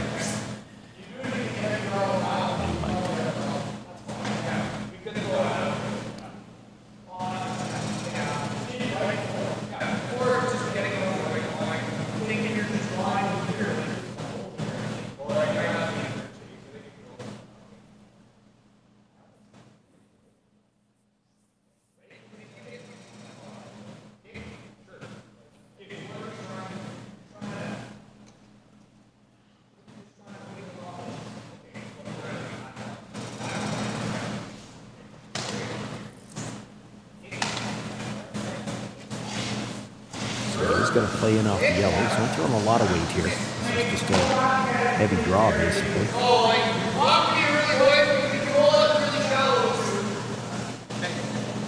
See Gauthier say where they want it to end up.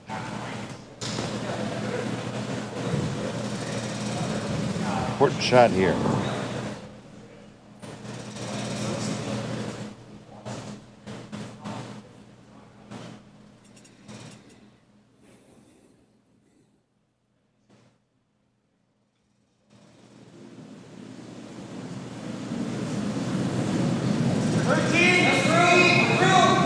McDonald.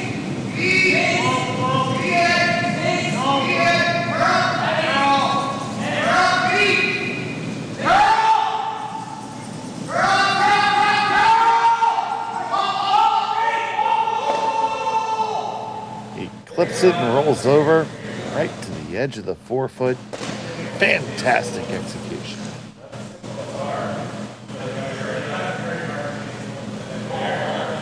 And is there anything other than a draw for one? There's the angle raise. That's what Mike's looking at. It was the 8th end you play it for sure.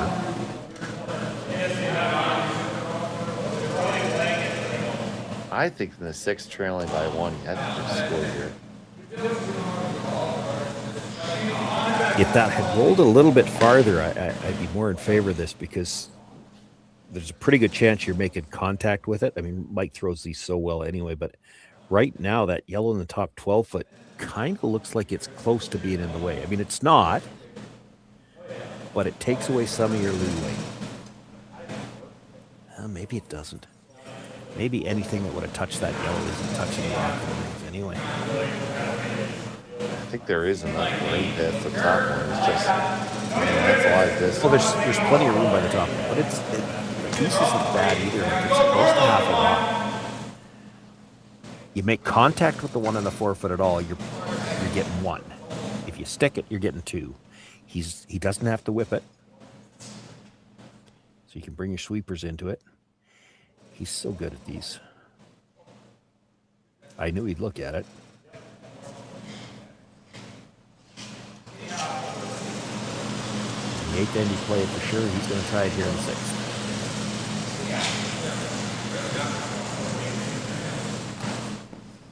Half a rock is real close. So Marsh is going to make sure he has it lined up.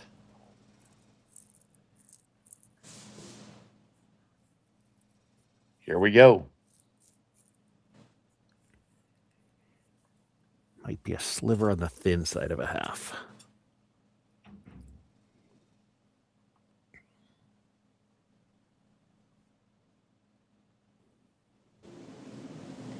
McEwen, final stone of the 6th. Look for this long angle raise for the pair. Marsh holding it straight. You make contact, you send it back, do you stick it? Oh, baby, yes you do! 2 for Mike McEwen in 6th to take a lead over Jordon McDonald. What a great shot. You know, and this is why he keeps playing these corner guards. He's not throwing them that wide. And part of the reason for it is it leaves him these types of shots, which he likes to throw them. He throws them very well, judges the angle perfectly, dead stuffs it, and it's 2. We'll be back with more from Martensville after this.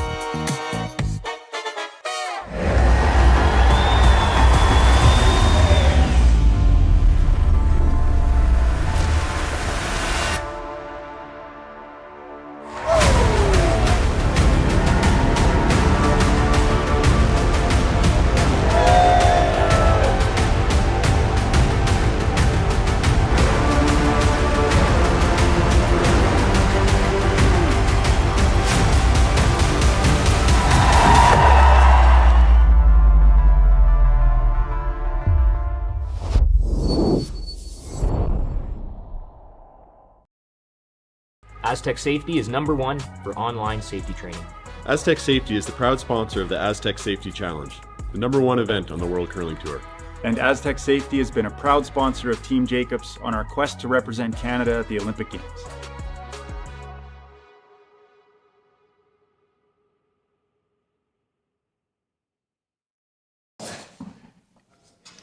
Welcome back to Martensville. That was a fantastic 2-ender by Mike McEwen on that long angle raise.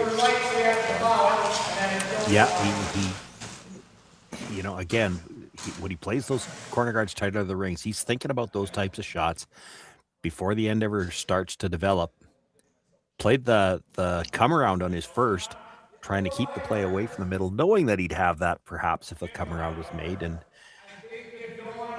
a little bit risky to play it in the sixth, but he plays them so well, he expects to make contact, and if he sticks it, which he did, he's got his deuce. He's got the lead for the first time in this game. And now he's just trying not to let Jordon McDonald have the blank here in number 7. It'll be interesting to see how hard McDonald is willing to push to try to get 2 here in 7. Is he willing to push all his chips into the 8th end? Judging on the way he's played so far this weekend, I think he's going to go for it in the 8th. Well, he didn't throw any corner guards here, so he's definitely trying to keep the blank alive. Mike, not really interested in having the blank, has thrown 2 centers.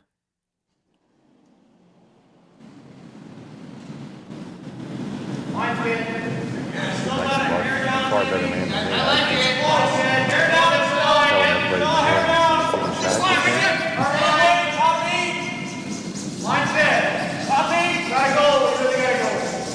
Really gotta go.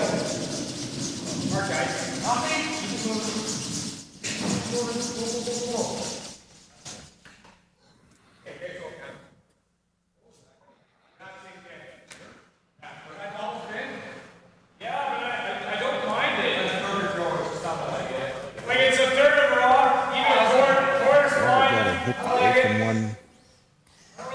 Just a sliver of a roll into the guard, just to leave an angle onto the yellow that's in the 8-foot. Well, he's talking about the double, too. You could blast.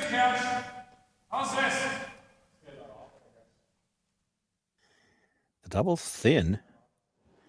It was the last thing he indicated, so that's what they're going after here.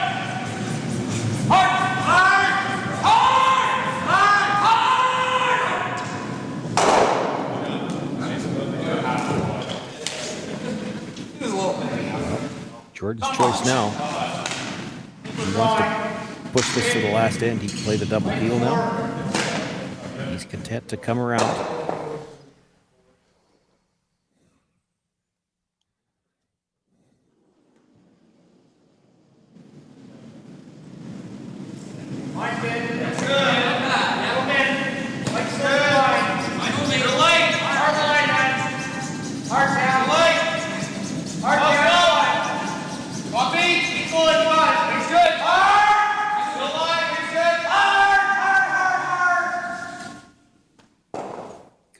Off that, yeah, he will.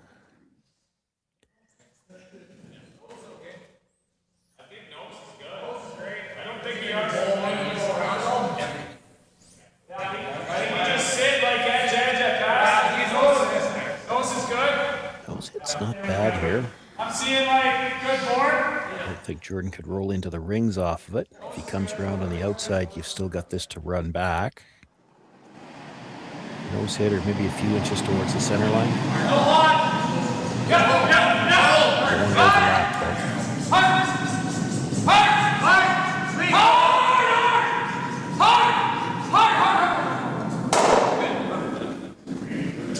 Just stopped in time. That's pretty good, though. Good try this now. I kind of like opening it up. Yeah. I think we're really close. Well, if you make this, might have to clean up the center line a bit. You could make a play on the stone that was just delivered, but you're not going to be in the rings, and then McEwen comes around everything. You're in danger of giving up a steal.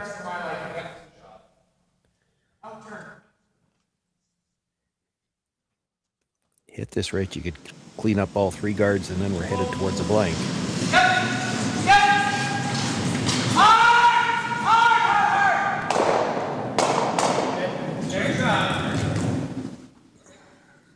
And that does rearrange the hardware there. Yeah, well, and not necessarily headed to a blank yet either. You've got now 2 corner guards, so a better situation for McDonald for sure. Literally a head scratcher for Mike McEwen. what do you do now? You don't want to really play a game of come around the corner guard very bad, but you peel, and you're definitely headed towards a blank. You'd like to see a score go on the board here, even if it's hard to say. Like, there's a lot of argument. There's a lot of teams, and Mike McEwen would be one of them, I think, under normal circumstances. You'd rather give up 2 here than a blank because you'd have last rock coming home. However, deuces have been very hard to come by in this particular game, so I don't know how he feels about it here. That might be where the head scratching is coming in.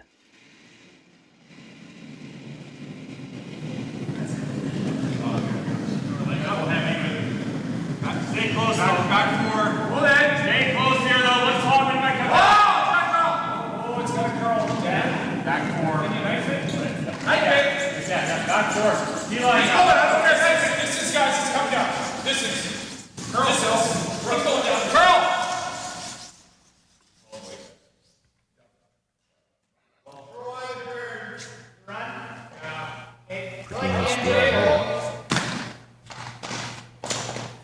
And it looks like McDonald's going to try to play for the blank here.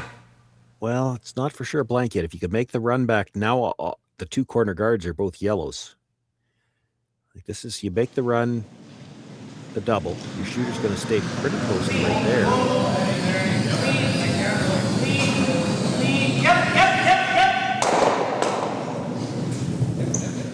See, that way he rolls to the other side, but it's 2 yellow guards now. That's the key. So if Mike's coming around anything, there is some risk. Well, just thinking, he knows that he peeled, and then you put a guard around that guard.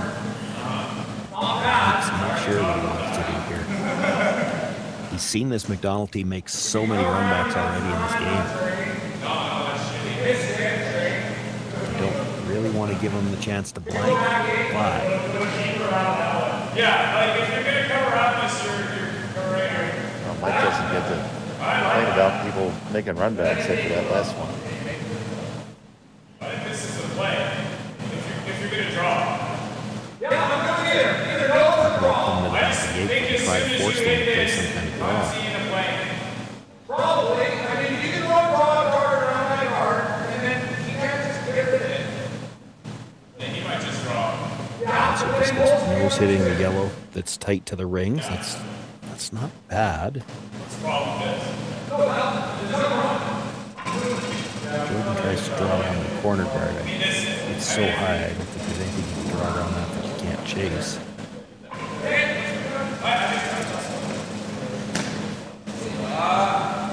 He's got trouble with that feet, it looks like. Yeah, he wants this deeper so that the run back is harder, and trying to convince McDonald to play a freeze. You can get him into a draw game in the back of the 8. As long as you keep matching his shot, it's going to be a single point.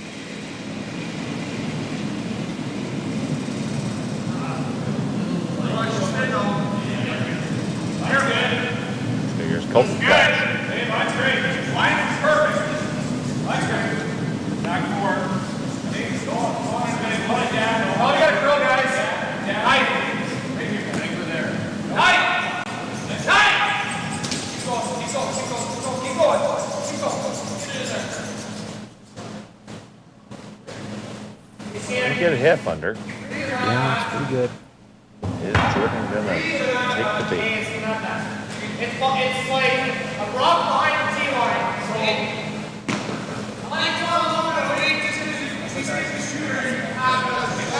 Now, if he makes the run and sticks it, it's still behind the T-line, so you might see Mike freeze to it again and try to get the force that way.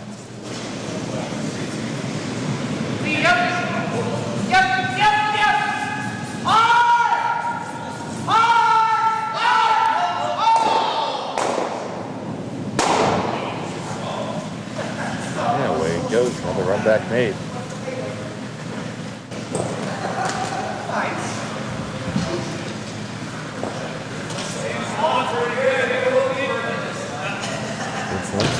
Again. You have to make sure you're back far enough that if you freeze onto it, you've got room to freeze again for sure. Correct. Backing. Colton's just barely beaten him from the last one. It is moved over slightly, but here's nine months. Looks like the Here's their finish. it sure is dying. Last is like coming in a little wider. So I think you're fine.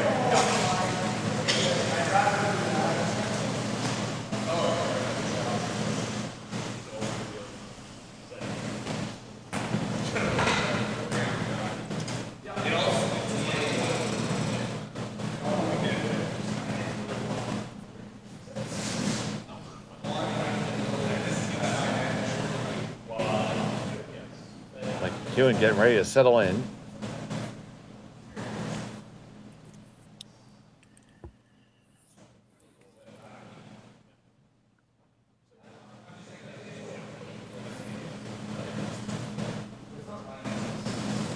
And deliver his first of the 7.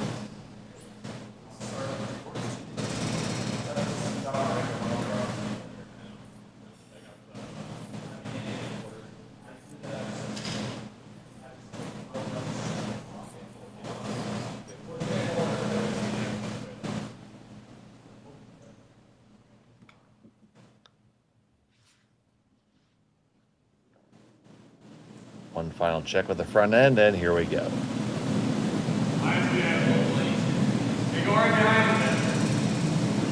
Flash on the power clean here.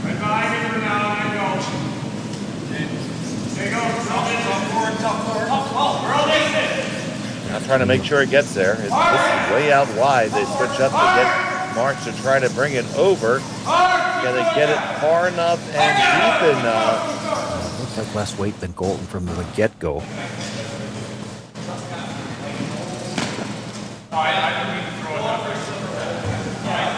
If Jordan sticks the run back, he's going to have a chance to score his 2 here.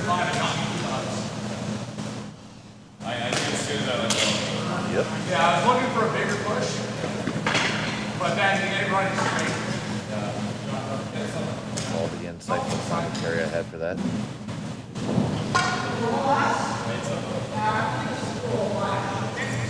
Well, I could go back a few years and talk about when we used to play shots like this. We were happy if we made contact. He's really going to want to stick this dead behind cover, and he won't be happy if he doesn't. They expect to make these. They've been throwing the run back so well all day.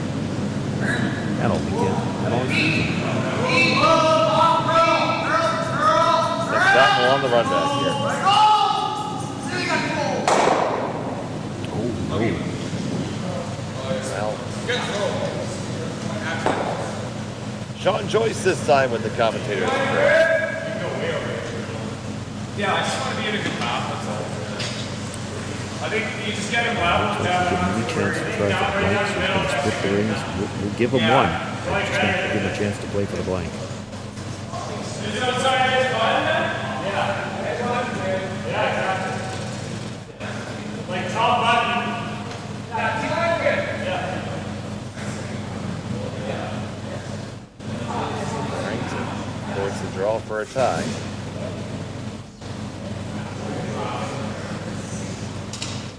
Or hit, whatever they like.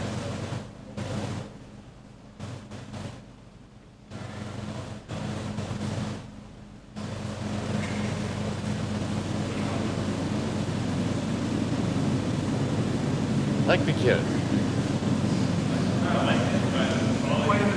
Maybe a watcher. It's hanging right now, so head. They go real deep. Hey, no, it's no chance. It's coming down. It's coming down, guys. Coming down. Like this to be dead even. It's pretty close. Yeah, can't get too deep. It'll be the double, but it's not there. So the force is on. Jordon McDonald trying to make a single point here.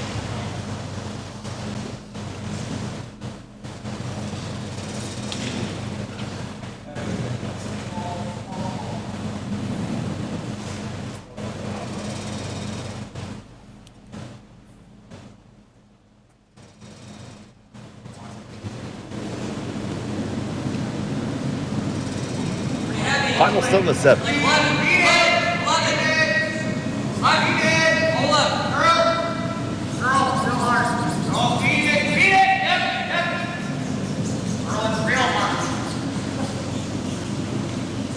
back and forth action. It's perfectly good. All tied up after 7. McEwen has a hammer coming home in 8. We'll have a winner in about 20 minutes here on Curling Stadium. Who knew after 20 years in real estate I'd have to make silly videos for Instagram and come out behind a tree? Stu, we need to do this stuff. Why can't I just door knock into open houses like I did in the old days? That doesn't work anymore. Okay, so it's because I'm sitting here behind a tree. Come use us for real estate.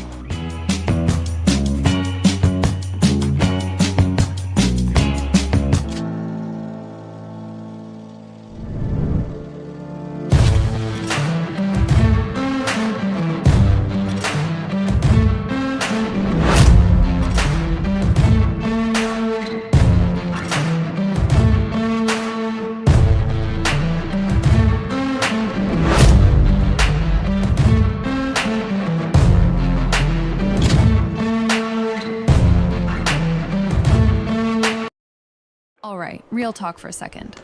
If your snack situation hasn't changed in years, maybe it's time for an upgrade. The Chocolate Lab makes legit chocolate that's worth paying attention to. That's it. Back to whatever you were doing.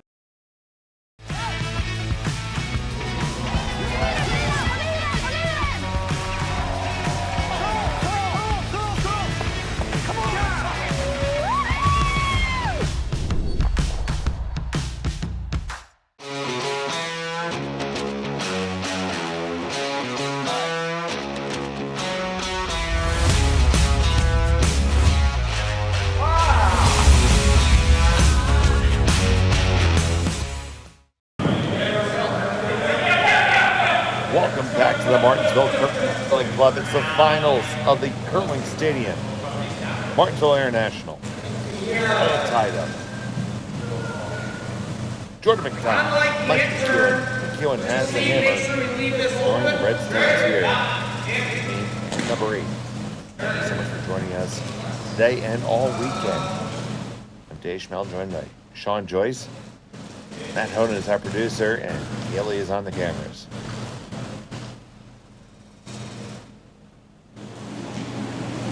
And Sean, it's been a lot of nip and tuck, but it just has to go with one. Yeah, probably more tucked than we used to with players, kind of 3 players on McEwen's team as well. And 2 tuckers. Well, I can't remember for an end on McDonald's team how they throw. I believe it's flat foot. I think Dominicky is too. So 5 up on their toe anyway. 7 marks, maybe you wouldn't call him a tucker. He's got that heel well off the ice. I know that's not really good, but I always like to point. Yeah, but you felt like you had to. Yeah, we gotta. You beat a tucker.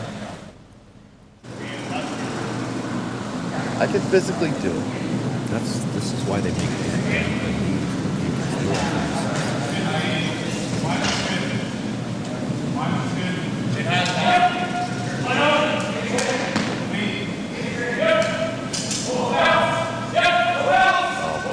Wherever you are, whether you throw a tuck or if you throw a flat foot delivery, thanks for joining us here on Curling Stadium. Love you all.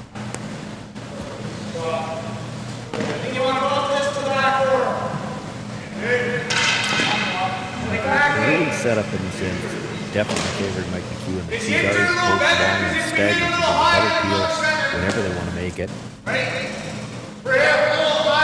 Talking about making a play on the rim right, which you could do. Try to tap these right now. He's going to pull the double peel.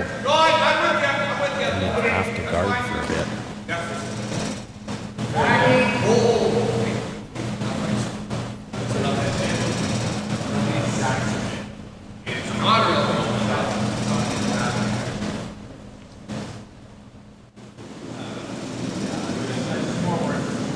It is tough.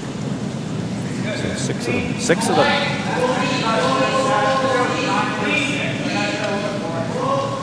Tuckers of the world unite.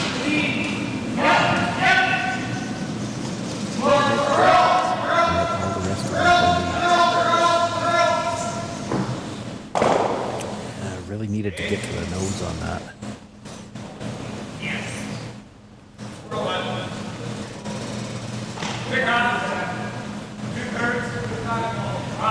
McEwen marches up to the guards and says, "Be gone." Extremely high guards. Probably have to guard the yellow. Guard the center line. They'll try to run it over the top of the yellow and get 3 rocks out away. You don't have much left to work with. 3-1 away right there.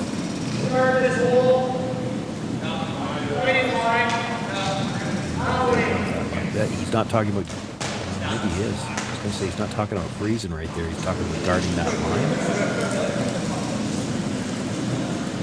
If you guard that line, they play them peel over the top of the yellow that's already in the ring and try to move 3 out of there.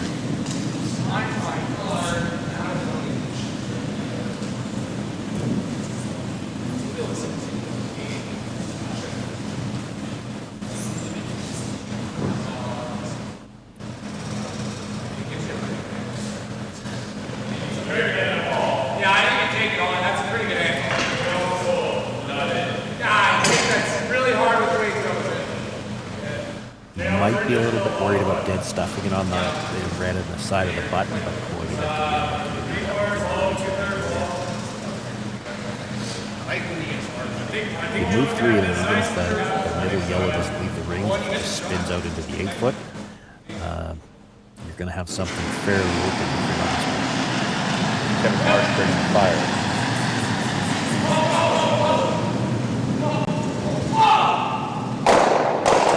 One, 2, 3, moving. There they go. That guard needed to be in line with the yellows, so he couldn't play that. Taking a look at it here, Sean.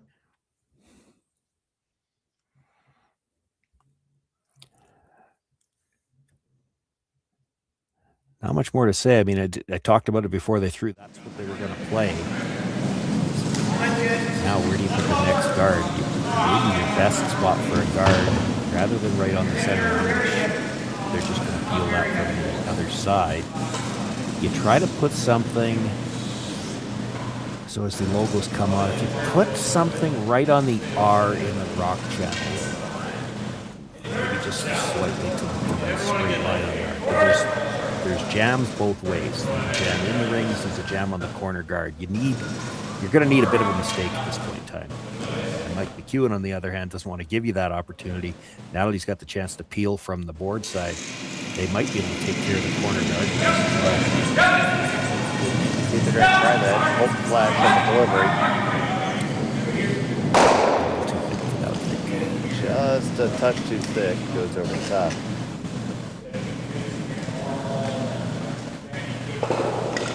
See where Jordon elects to leave this one.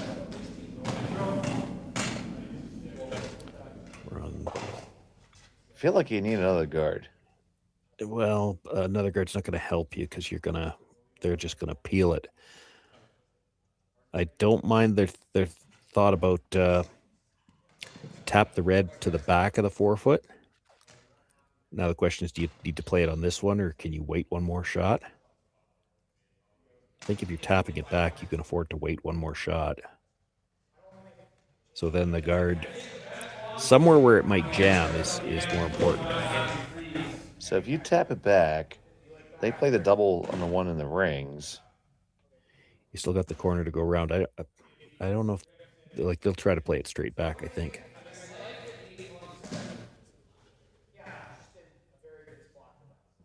Could freeze to it, let Mike blast it out, then know you're going to go around.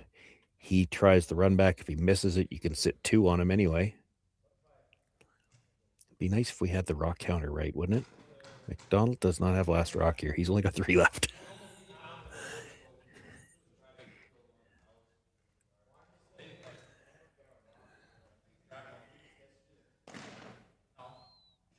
Thank you, Matt.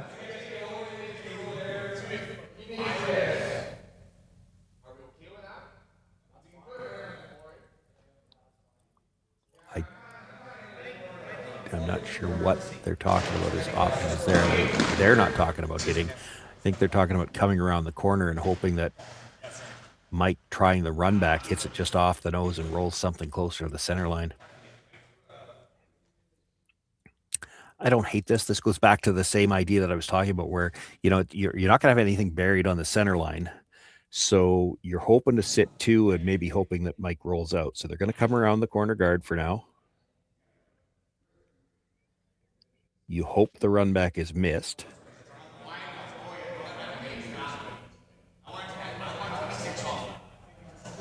And then you still have time to decide what do you think, because you still got 2 rocks left. You don't necessarily have to hit the one in the middle yet. You've got choices. You could still play the tap back on it. So talking about what this line does, because controlling the rolls has not been either team's strong point.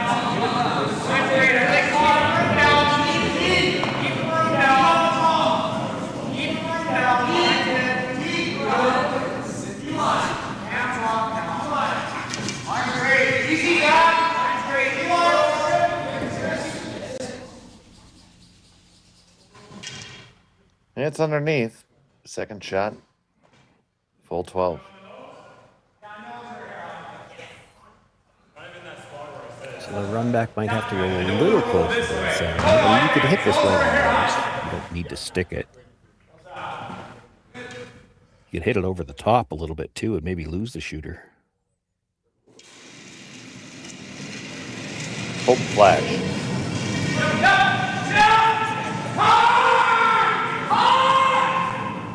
Just a heavy clean on this. Pushing back, running over.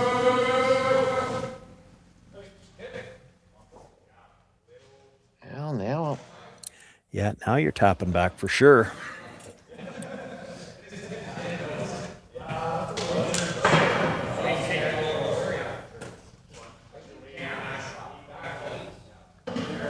So you're playing the little tap back here. What comes next?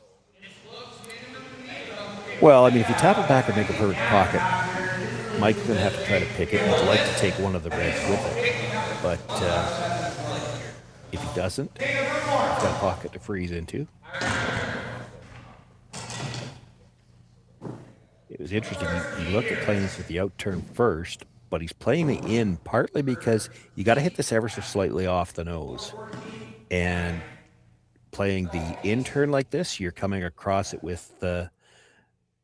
you won't get the gear. You'll actually deaden the stone as it rolls off because you'd like to stay in front of the 2 reds a little bit if you could. You want to make the hit a little bit more difficult. Put the risk of a jam into Mike McEwen's mind at least. So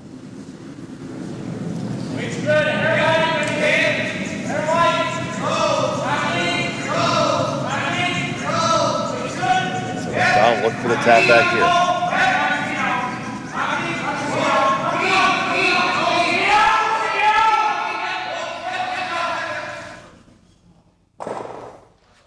Taps it back, does set up a pocket. Yeah, needed to tap it a little farther. Mike can probably hit this right on the nose. Get the double. You probably don't want to overlap the 2 reds.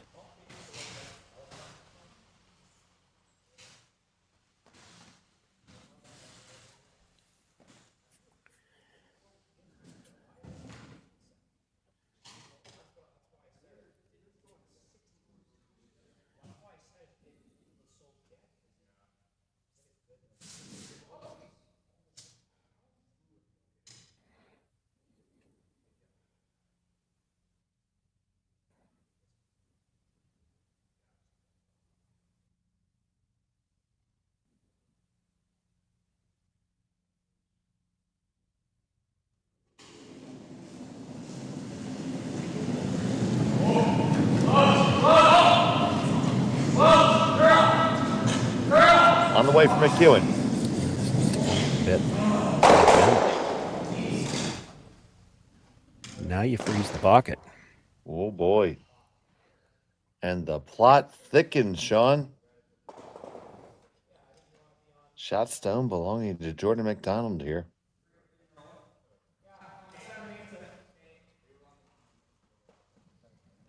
Put it right in that pocket.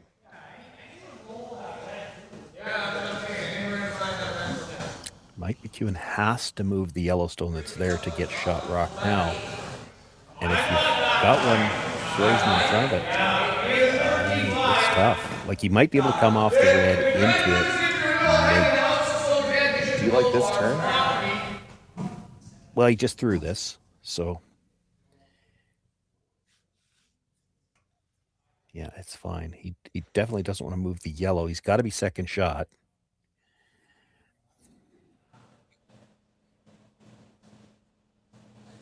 So what of a turn of events here in our final in Martensville. Jordon McDonald looking to possibly set up the steal. Probably touch the red back a couple of inches. Where's the pocket where it is right now? A nose hit might just send this up and around the horn. Just touch the red enough to leave the red and let it dead even. Also, gotta hold the line. This is over curling. where does it end up? Moved too far, I think. You could get away with moving it as long as you had stayed on the high side, but there's a double available.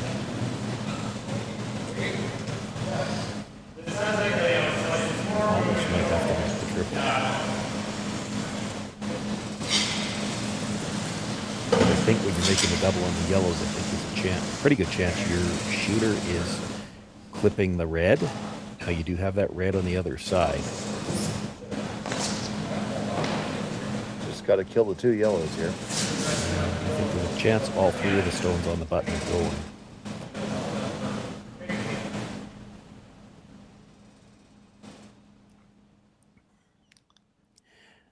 Doesn't have to. You hit about a thick half, probably enough to make the double and go over the top of your own stone.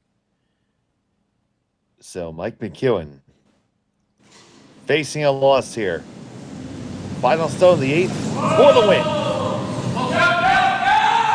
Needs to kill both these yellows. Will it be able to hold it? It makes contact. And it stuffs it, and it's a steal of 1 and a victory for Jordon McDonald at the Curling Stadium, Martensville International, by a score of 4-3, Sean.